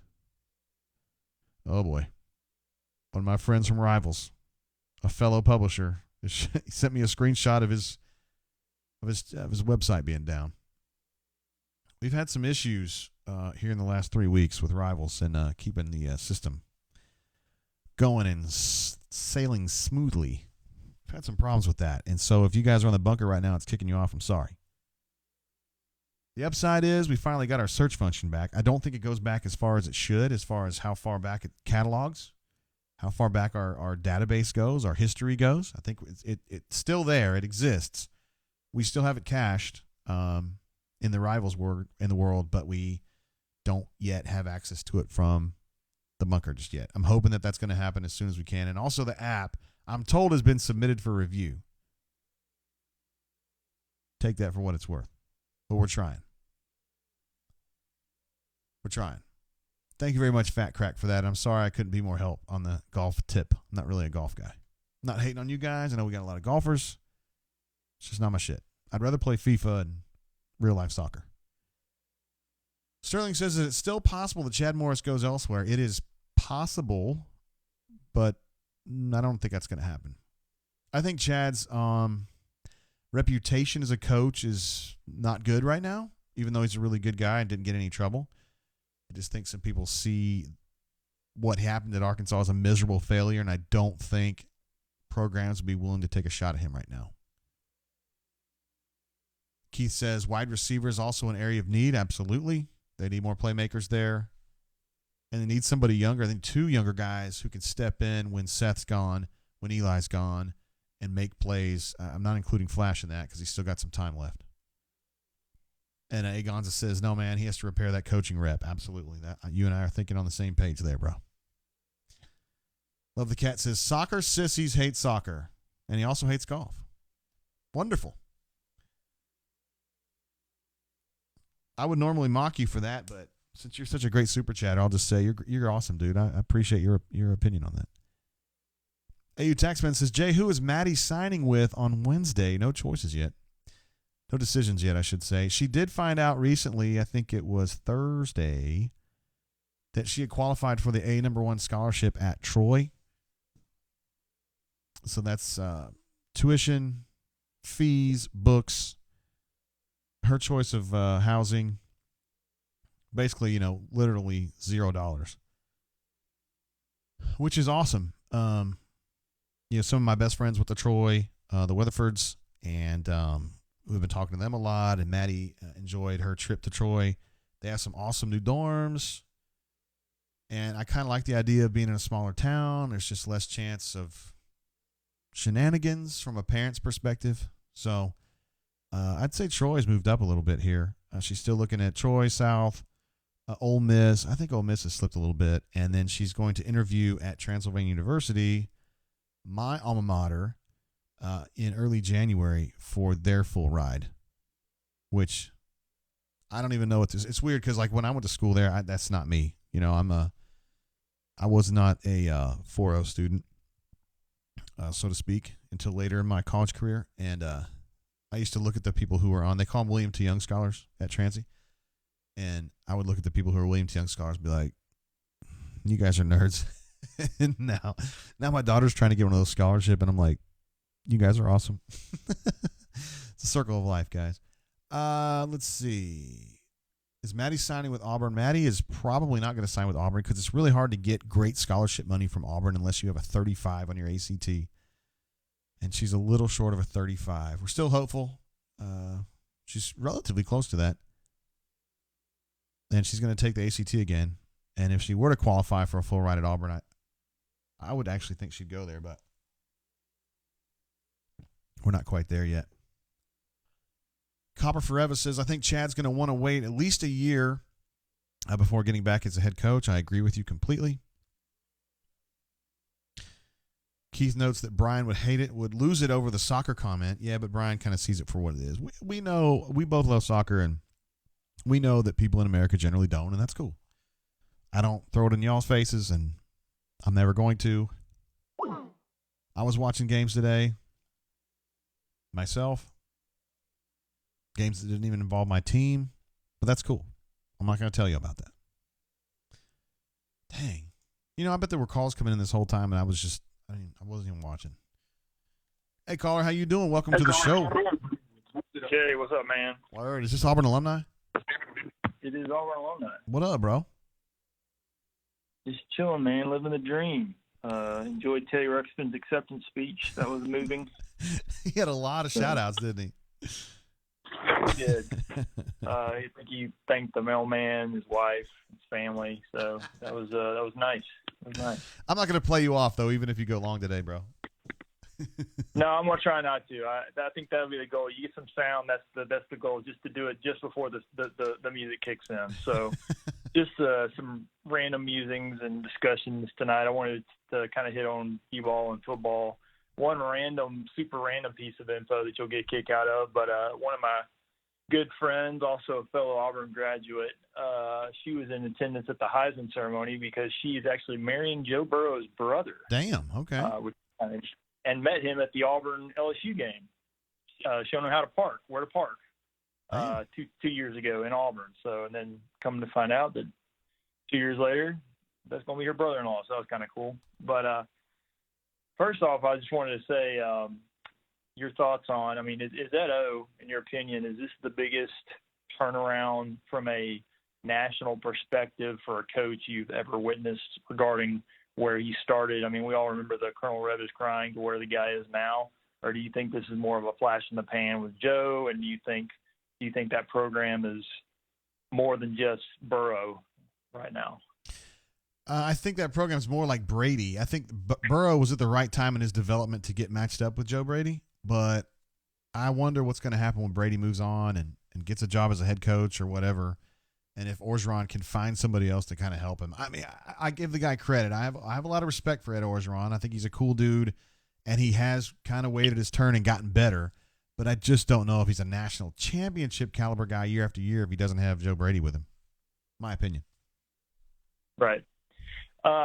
Regarding Morris, I am actually right there with you in regards to what I'm feeling as far as I don't see how Gus is going to go through all that time of having an OC and then saying, okay, I'm going to take the play calling back just to give it right back a year later. Yeah. I do think because he's so tight with Morris, like from all accounts, this truly is like his BFF right here, that it is going to be a lot different from pretty much anyone else has been there in regards to the input Chad has. And I'm like you too. I mean, if we just get a little bit better in the passing game, that would do a world of good. You look at the schedule next year, and for the first time in forever, it's very un-Auburn-like in that it's not brutal all the way through. You've got your was it Georgia 5 games in? You replace a Washington or a Clemson or Oregon with a North Carolina. So by all accounts, you've pretty much got, I think, 5 games to kind of work out the kinks, get the situation squared away on the offensive line before you go to Athens. Yeah. And then if you somehow get out of there with a win, there's a really good shot of them being undefeated in mid-November when LSU comes to town. So, I'm like everybody else. I have no clue what the offensive line. I don't think anybody can really have a clue what the offensive line is going to look like. I think there's material on campus. I don't know how good the guys coming in are, but where we got like 16 scholarship O-linemen that'll be on the campus next year. So I would hope we would have 5 that could be a quality offensive line, because everywhere else, I mean, I can't remember the last time we've had this much depth at running back since Cadillac Ronnie, Brandon Jacobs, Trey Smith. I mean, the first time where you've had legitimately, 3 guys that can be considered every down backs if Tanks is all he's cracked up to be. And then you got Mark Anthony Richards, you got Shivers. It's a pretty crowded backfield there. Yeah. And I actually like the kid coming in that I like the most. I love this Capers kid, the Xavion Capers. I mean, he's big, he's physical. To me, he looks like a guy that could be another Seth down the road. And I think we have 3 or 4 of them that are all in that 6'3", 6'4" range coming in. So plus Javarius, another water bug type. So skill-wise, along with Bo being in year 2, if the O-line is anywhere near solid, considering the schedule, I think we could, I think we could be really, really good on offense. It's going to be weird playing Georgia so early in the year, though, man. I mean, it's good, but it's going to be weird. Yeah. And if you've got, I mean, obviously if they've got, the quarterback back from that changes things than if they were starting a new guy. But, the other thing, too, is looking at the roster, I think defensively we're going to be fine. Obviously our defensive line will take a dip, but D-tackle, I mean, between Truesdale, Newkirk, and Coinus Miller, that's 3 guys who've gotten a lot of good reps this year. I mean, I think they're all quality linemen. And then you got, Big Cat. Hopefully, I'm assuming Big Cat's going to be back. Have you heard any reason that he wouldn't be back? No, I expect him to be back. Yeah, I think he'll be back. Okay.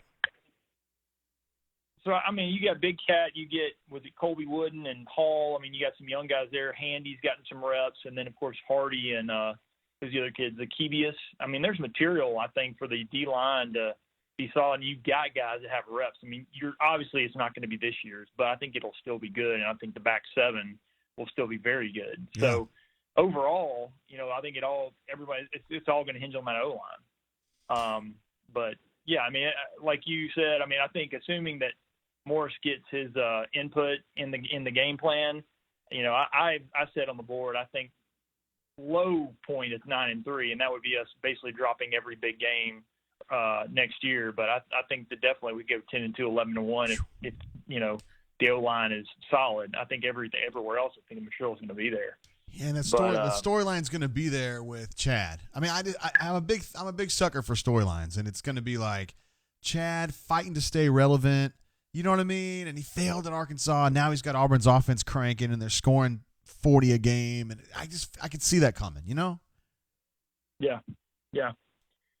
So one other thing I just wanted to real quick touch on basketball-wise. We talked about it on the board last night. I love everything about this team. I love the depth. I love the size. I love the defense. But like everyone else, it just feels like we're setting ourselves up to be in a game where we're up 6 tight, be it in March, be it in the SEC tournament, and teams are going to take some sort of a hack-a-shack mentality to us, saying, hey, put Auburn on the line. Well, we can maybe cut into their lead and maybe losing a heartbreaker because the guys we just don't have the guys we had last. We don't have a Jared or a Bryce that can go to the line and drill 10 out of 11 or something like that. But the thing I was looking at, Javon's been so bad this year, and I was wondering, I couldn't remember him being this bad last year. And last year he was right around 62% for the year, and this year he's at 27%. I mean, that's a pretty dramatic drop off free throw wise. Have you seen that before with a guy? I mean, I could understand dropping 5-10 percentage points, but he's pretty much fallen off a cliff on his free throws this year. Yeah, I didn't realize it was that bad. You're right. It's 28.6% from the free throw line. Good golly. I didn't realize it was that low. Yeah, and to me, you know, and I'm not by any stretch of imagination, I'm not a basketball expert, but to me, I mean, I watch enough. That seems like a tremendous hindrance if your number one point guard is a liability in crunch time. And really, you look at the roster. I think I brought up last night. I mean, who outside of Purifoy and Dowdy would you consider to be a above average? I think right now Jamal Johnson's really good this year. I think he's like 80%.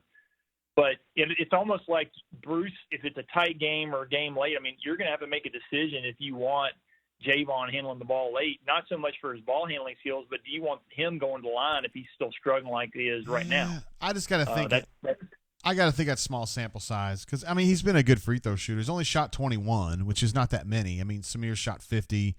Austin's at 54. So, I mean, let's just get a few more free throws in. But you're right, man. That's alarming, dude. And his three-point percentage, he's only shooting 31%. He was at like 45 last year. So, right. Yeah, Javon's everyone else.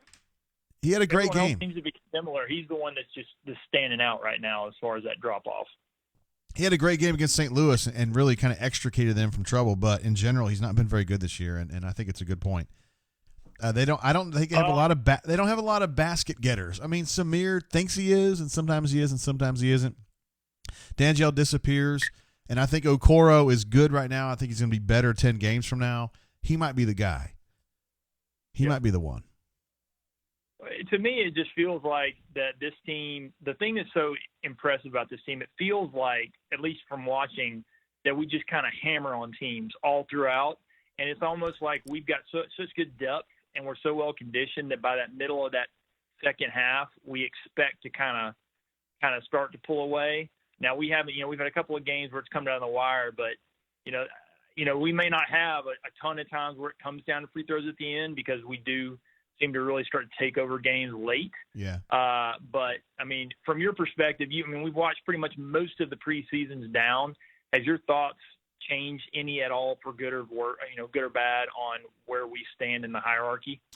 No, the team's about where I thought they would be. I mean, I didn't necessarily think that. I don't think of in terms of undefeated or whatever, but I think offensively they're a little ahead of their defense, and I would give them probably a 7 out of 10 on offense and maybe a 6 out of 10 on defense. It's not bad. These guys are going to get better. Isaac's going to get better.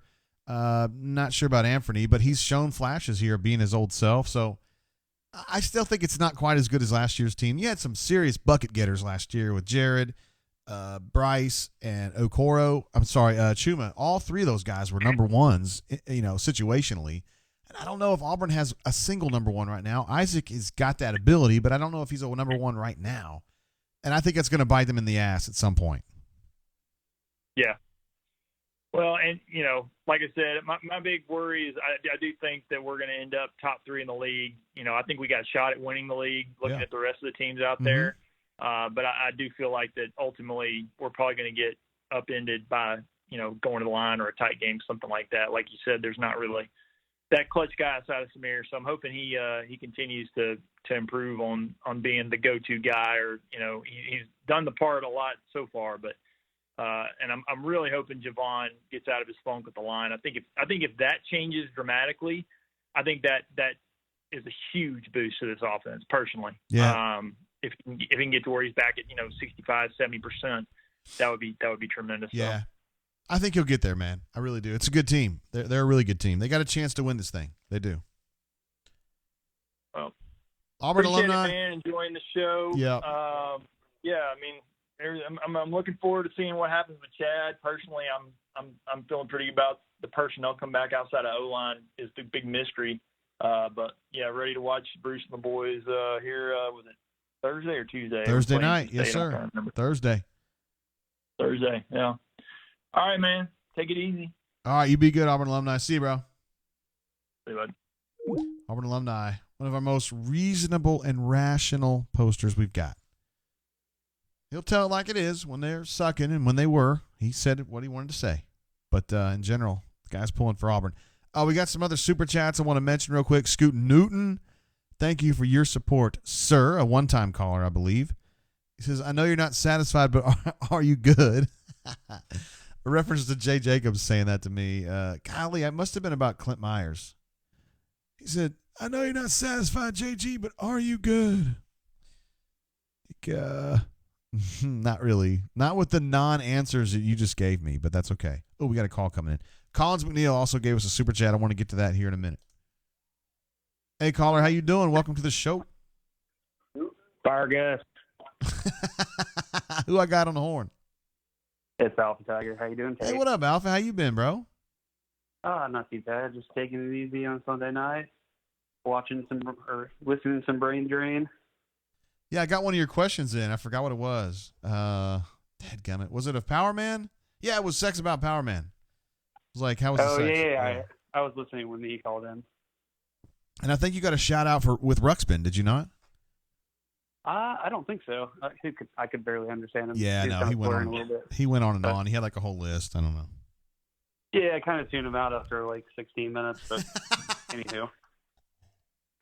But so what are you thinking about the Chad Morris thing? Do you think that that's a long-term thing, or do you think he's going to find another head coaching opportunity? Yeah, I think he'll be here 2 years. So, I mean, that's kind of a long-term thing for a coordinator of his stature, so to speak. I'm just skeptical about him calling plays. I don't know if that's a good idea.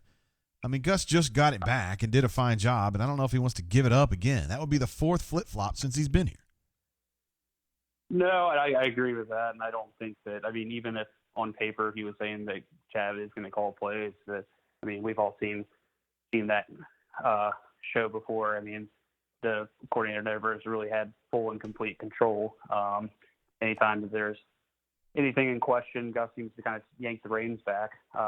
He did it with Lindsey and Lashley as well. So, but I do think it's a good hire, just pretty much from the just being able to coach up, hopefully, Bo Nix. Yeah, that'd be helpful. The position coach aspect of it makes it a good hire just on that alone. So, you're not going to the bowl game? I am not. No, B-Matt and Young Nate are going to go on this one. We decided years ago we were going to kind of trade them off and rotate them, and it's their turn. Okay, sounds good. The thing about Chad was I wanted to put it in these terms though. If you're talking about going from Kenny Dillingham to Chad Morris, that is definitely a step up. Would you agree? Oh, absolutely. Yeah. I mean, it's hard to really pinpoint any one thing that Dillingham did or brought to the table. I mean, I'm sure that he was doing things behind the scenes, but I've never really seen a coordinator that literally, like, if he walked in the room, half the Auburn fan base would have no idea who he is. Yeah, no idea. So, what out of this recruiting class? I know Jeffrey Lee obviously would probably be more up his alley, but is there any one player in that recruiting class that you think has the biggest chance to have a huge impact next year?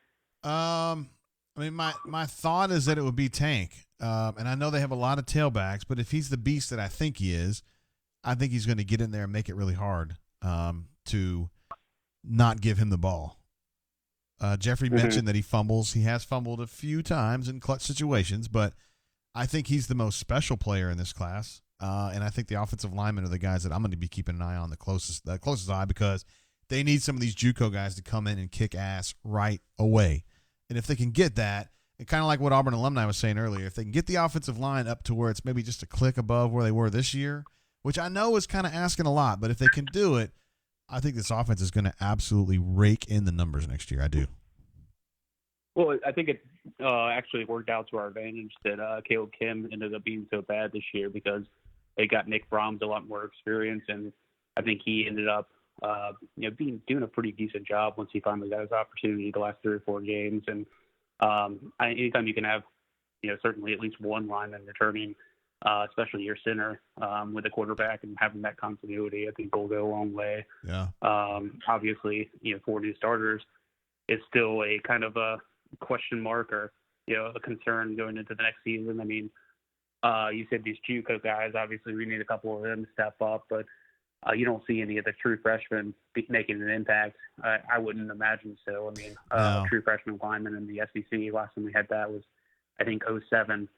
And the offense ended up being pretty bad that year. Yeah. I think we had 3 or 4 true freshmen that year. So, That was back in the I mean, Chaz it ended up Ramsey being great days. in 2010 when they were all seniors, obviously.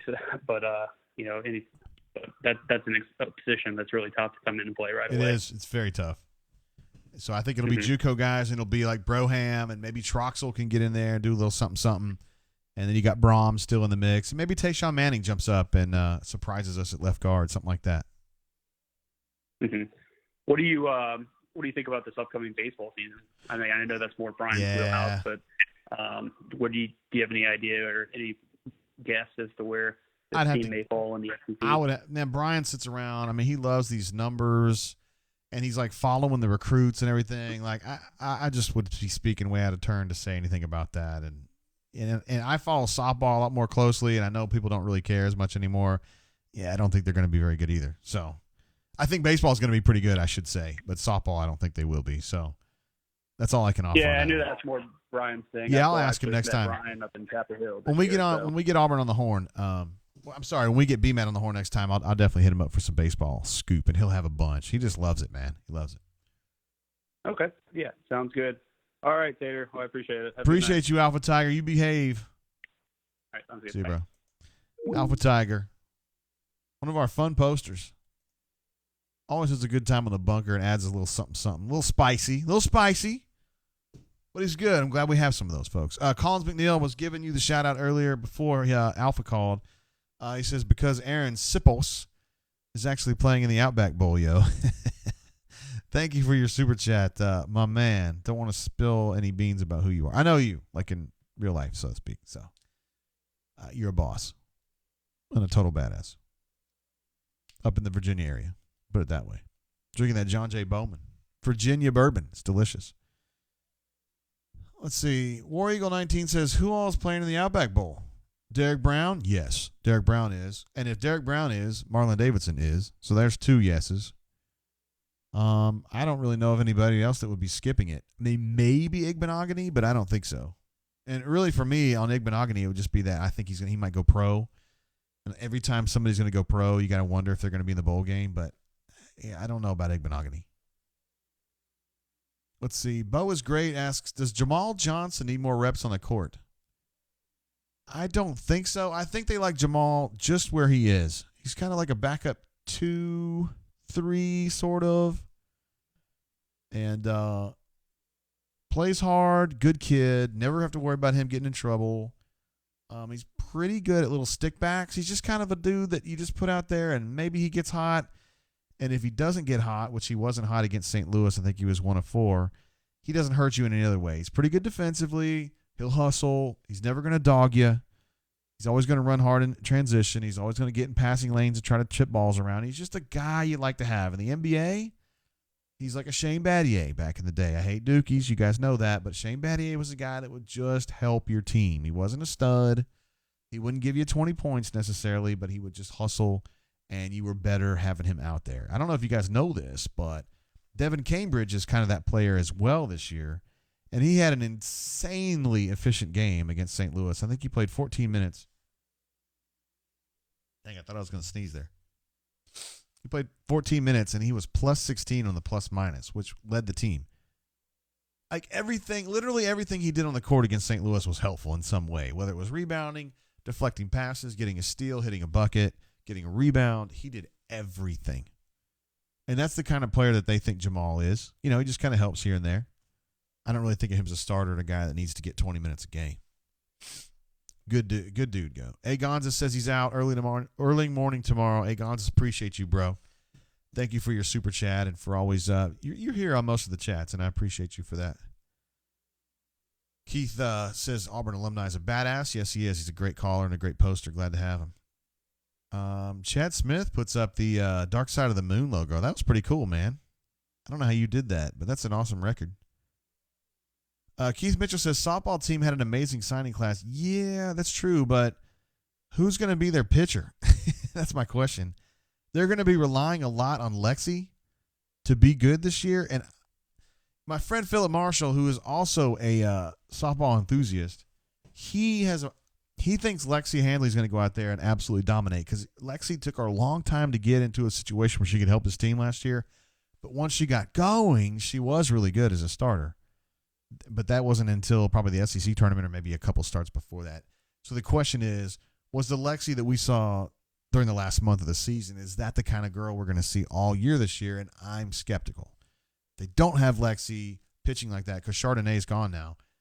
I just don't see it, man. You got to have that shutdown pitcher to be good in the SEC. And if Lexi is not like that, I don't think they have it. Chip says Red Hot Chili Peppers on the brain drain. Did I do that reference earlier? I may have inadvertently. Anyway, I like the Peppers, man. I think they're playing at are they going to be at Hangout this year? I think the Hangout, I can't remember if they're going to be there or not. I was looking at a festival schedule that me and my daughter were going to try to hit one, and they were on one of them, but I don't remember which one it was. Chip says, I'm sure you hate that ish. Dude, I like it. I like the Peppers, man. Actually, I'll tell you all a story. In 1991, somewhere in that range, I was on the student activities board at Transylvania University. I know, dude. I don't know what I was thinking. And I had this idea that we were going to be able to get the Chili Peppers to play at Transy. Now, this is before Under the Bridge and all that shit. This was back when it was just Mother's Milk was like their current record. So it was like Higher Ground is all they really had at that point. And so their price was $15,000 to come play the gig. And I was able to get about 12 together and couldn't get 15. And it also turned out that the only place we were going to be able to put them was at the soccer field. And the soccer coach was not only adverse to doing that, but he was basically like over my dead body. And so I didn't really have anywhere to put them in addition to not having enough money. But it's weird to think that the Peppers would have come to Transy to play in 91 for $15,000. Because I guarantee you it costs a hell of a lot more. Like 1 year later, it would have been a hell of a lot more. And I wish we would have found a way to make that work, because I feel like that would have made me a legend if we had been able to pull that shit off. But there really wasn't. Once the soccer coach was like, hell no, I mean, I didn't have anywhere to put him. I mean, it's a little ass school, and there's really not a lot of places.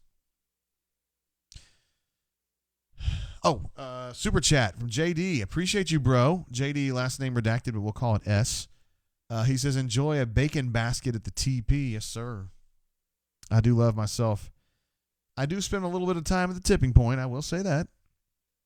I guarantee you that the people there know me by name, the people who work there, because I'm up there quite a bit. And as I mentioned early in the show today, I had a little solo. My wife was out of town, and they had half price, like good bourbons the other night. So I went up there and had, I think, 3 Weller Antique shots. I mean, that wasn't shots. They were in little snifters like this, but just hanging out. Justin's the guy up there, and then my man Nick at the bar, and Nick the server, and Maggie and Laura. It's a great group up there, and yeah, I hang out there quite a bit. If you guys are ever up there, the tipping point, I'm there like twice a week, maybe 3 times a week. So you all come over and say what's up. I'll get you all a drink, unless there's like 10 of you, in which case we'll have to kind of figure something else out. Boa's Great says, who follows equestrian recruiting? Not me. He says, we signed 3 secretariats. That's funny, man. It just makes me laugh because I'm a horse guy and I know secretariat would be terrible at equestrian. He was a runner. Keith Mitchell says, Cambridge can sky. You know, I was in a fuss with some of my other beat reporters, not the guys at auburnsports.com, but some of the other ones. Because they were like, well, Cambridge is quite an athlete. And I was like, dude, Cambridge is not even like top half athlete on this team. And they were like, that's BS. And they were getting in my case. So maybe I'm wrong. But I was thinking Devin was kind of more of a skill guy. But, well, that dunk he had last night was insane. Good golly. Let's see what else we got here. We got a lot of yeps and yeah and pitchers. TP equals Twin Peaks. No, it's tipping point here in Montgomery. But thank you, JD. That's good stuff. Oh, JD says the owner of the TP is a dog. He is a dog. He is a Georgia fan. He hasn't been one that's gotten in my face about it, though. I know he has a little Georgia fan outside of his house here in the neighborhood, and I think they have a little UGA like sticker or flag in there or something. It doesn't really bother me. I don't hear much Georgia shit in there at all. I usually hear Auburn and Alabama stuff, and that's just kind of how it is over in this state. Hey, caller, how you doing? Welcome to the show, yo. Hey, you got any funnel cakes? Yeah, I got a few for you, buddy. I got 9 of them here in Jordan-Hare. How you doing? What's going on, JG? Who I got on the horn? Good nurse Score Newton. Hey, buddy. Thank you for the super chat early, bro.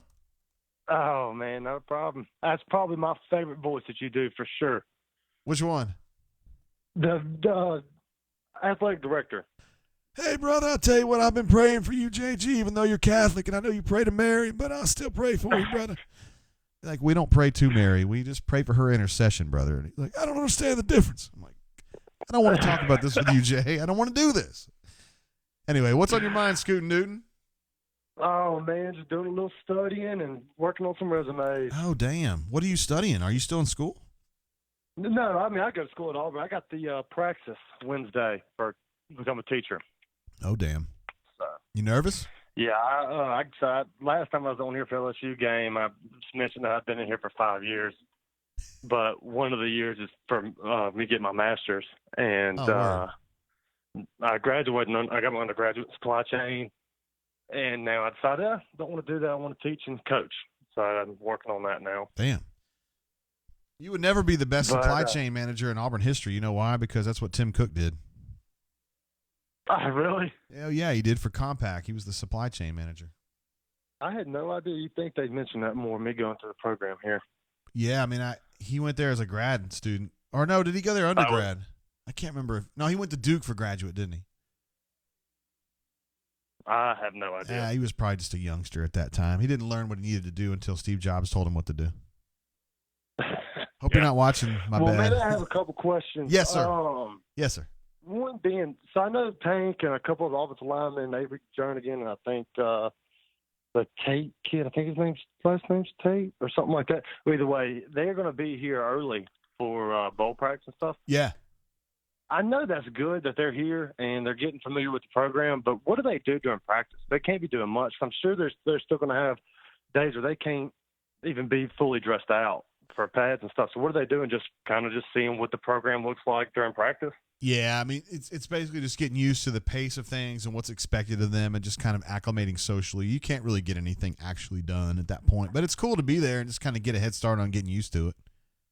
I mean, I guess you're getting to learn more plays and stuff like that, which is going to help because, you know, hopefully Tank will get some playing time in the fall and hopefully some of these offensive linemen pan out.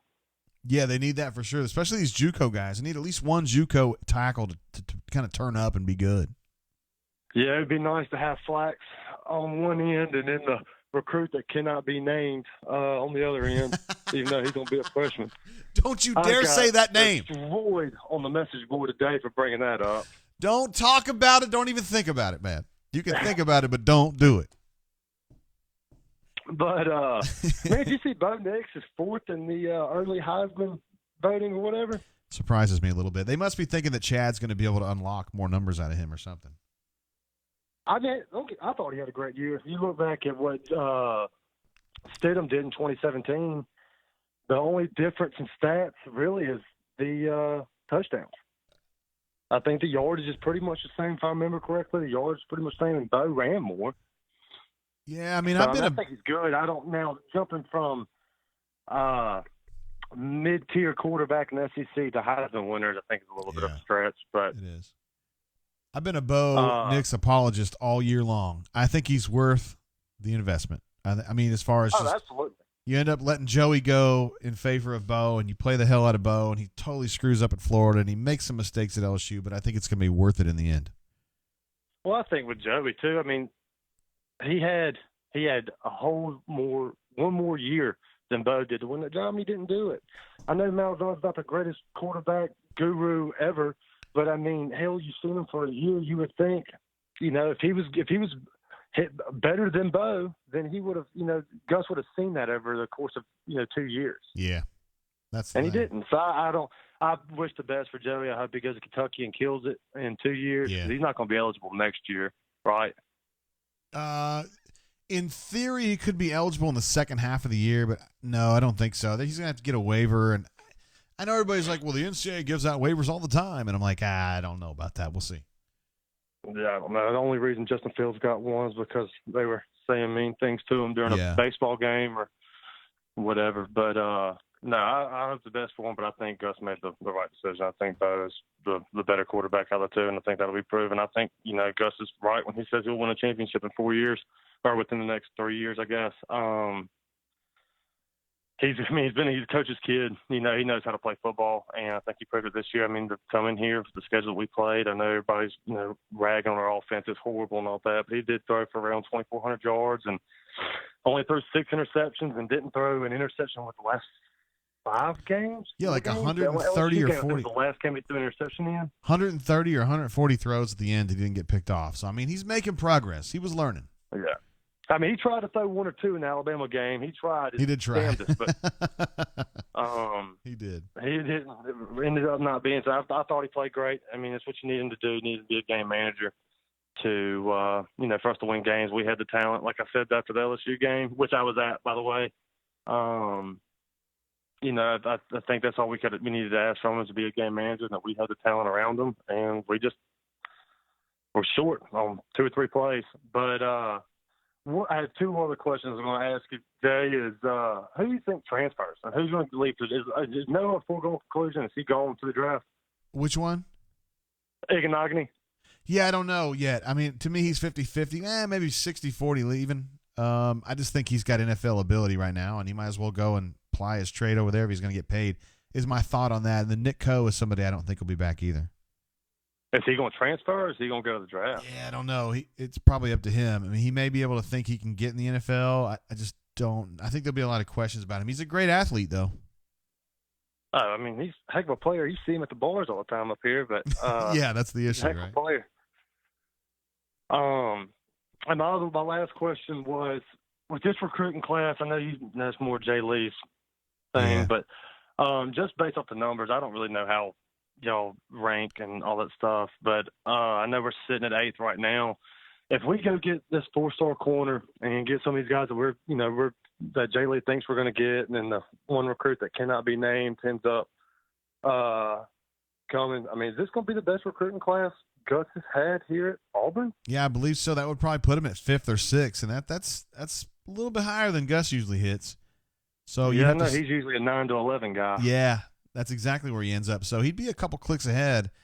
And I mean, he's got some really good recruiters on this group, so I'm not surprised at all. But yeah, I mean, Tank Bigsby really gives you some cachet, man. He's a bad, bad man. So they've got a bunch of 4-stars too. I tell you this, I've been, everybody hates JB too, but been pretty impressed by him. He's gotten a lot of big names, coming this way, and a lot of guys. I didn't think that was going to be possible with him, and he's done a pretty good job. At least it seems to me. I know Ronnie Gardner's been on a couple of them too, apparently, but I think that's pretty big. And the only one other one's kind of surprised is T. Will's not doing as good as I guess we originally thought he would, which I think is kind of hard to recruit when you have a freshman that's starting, and then the other 2 guys will be seniors this year, but everybody wants to come in and play immediately.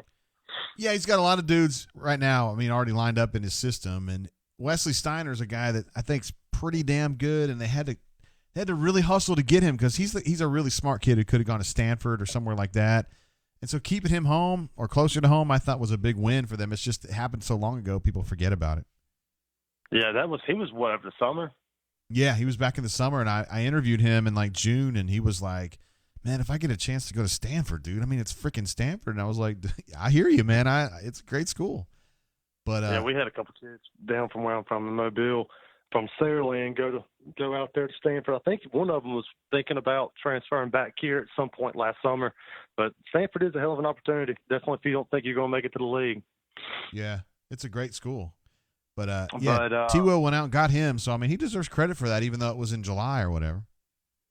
Oh, yeah. I mean, like I said, I think T. Will should be the next defensive coordinator here when Kevin Steele decides, to ride off into the sunset. So I love T. Will. I've met him a couple times up here at Auburn, and, he's the most personable, human being I've ever met in my entire life. He's awesome. I walked up to him. He don't know me from Adam.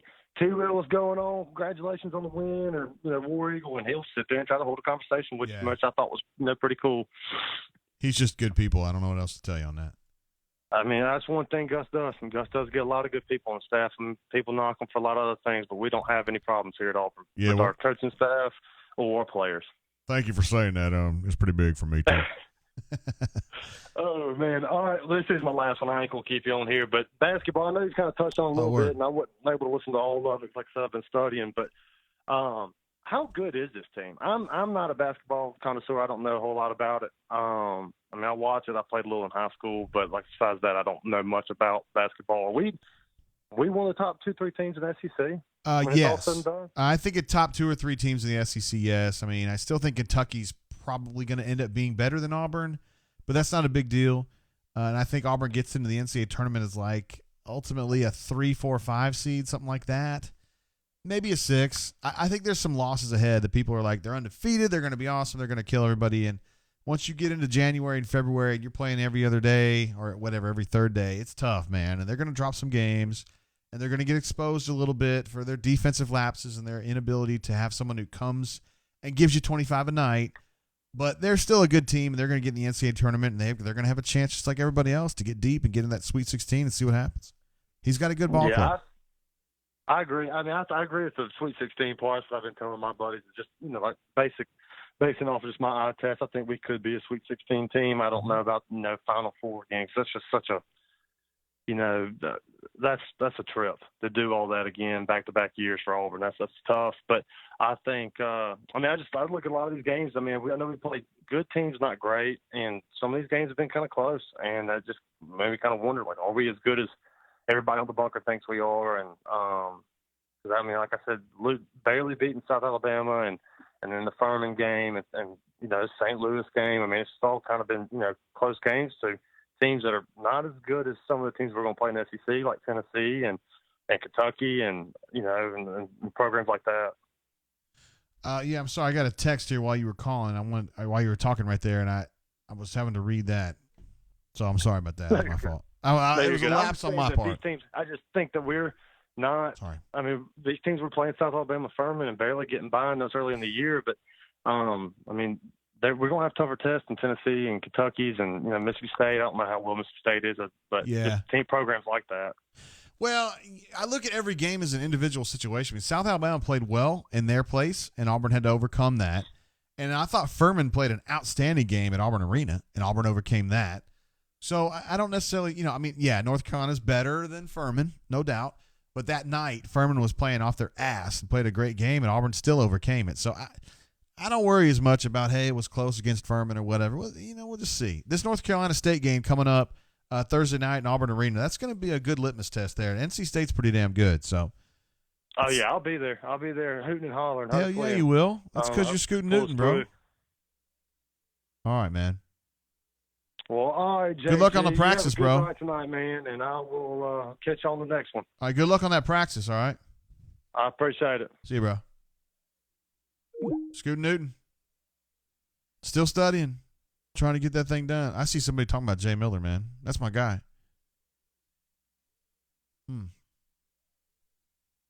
Jay Miller ended up playing in the Marlins organization, I believe. Struggle between Auburn and Stanford. That's probably what you were referring to. All right, guys. We're going to go ahead and wrap it up there. We've been going, let's see, officially 2.5 hours? Is that? Nah, that's not real. No, because I had this thing fired up about 20 minutes early, so that's probably a little bit over 2 hours. But that's still pretty good for a Sunday. I thank you guys very, very much for being part of the show. I know we didn't have huge numbers tonight, but I don't care, man. I'm here for you guys. I want to give a special shout out to the folks who were super chatters tonight. BP Rockman led things off, as he often does, because he's a beast. Sterling, love the Cats ×2. Spread Attack U18. Riley B76. Auburn alumni, Fat Crack ×2. Thank you very much. Chip, A. Gonzas. Brian Harris came through with a big one. Thank you, Brian. You're the man.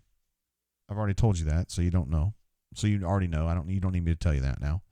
Fat Crack again ×2. Scootin' Newton came through, and then Collins McNeil late as well. Thank you guys very much. Love the Cat says we're going to 1 a.m. No, we're actually not. Not this time. Not on a Sunday, guys. It's a big, conference basketball game. Put Kentucky in the toilet, something like that. We might do something special like that, but it's just a Sunday. So I will say, guys, remember that Auburn basketball Thursday against NC State. We've also got the early signing day Wednesday, which is going to be the big signing day. That's kind of the way things work now. Auburn's going to probably sign 20-ish, maybe a couple more than that. And Jay Lee will have wall-to-wall coverage from that beginning at 6 a.m. on Wednesday morning as the faxes come in. I wonder if there's actually a fax machine now. It might be just PDFs coming across. But anyway, we'll have wall-to-wall coverage on that tip. It's a big, big day for recruiting. And we'll just, you guys know I have a really good idea who Auburn's going to be signing because they've all been committed for a long time. But as Jay Lee mentioned on the show about an hour ago, that there are some situations out there that have yet to be totally put to bed. And we don't want to talk about them because that's how you get things ruined. So we'll leave it at that, guys. Thank you very much for watching the show. And we're going to be doing our Voodoo show tomorrow on Monday, one day early. So we'll be chatting it up there at Voodoo. If you guys want to come hang out, we'll be out there around the 1 o'clock hour, something like that. And if you're not in the area or you just don't want to go, that's cool too. We still love you. Anyway, guys, appreciate everything you do, being part of the show. And, yeah, just being you and drinking with me on a Sunday. You guys are the best. Till we see you again, keep your feet on the ground and keep reaching for the stars. See ya.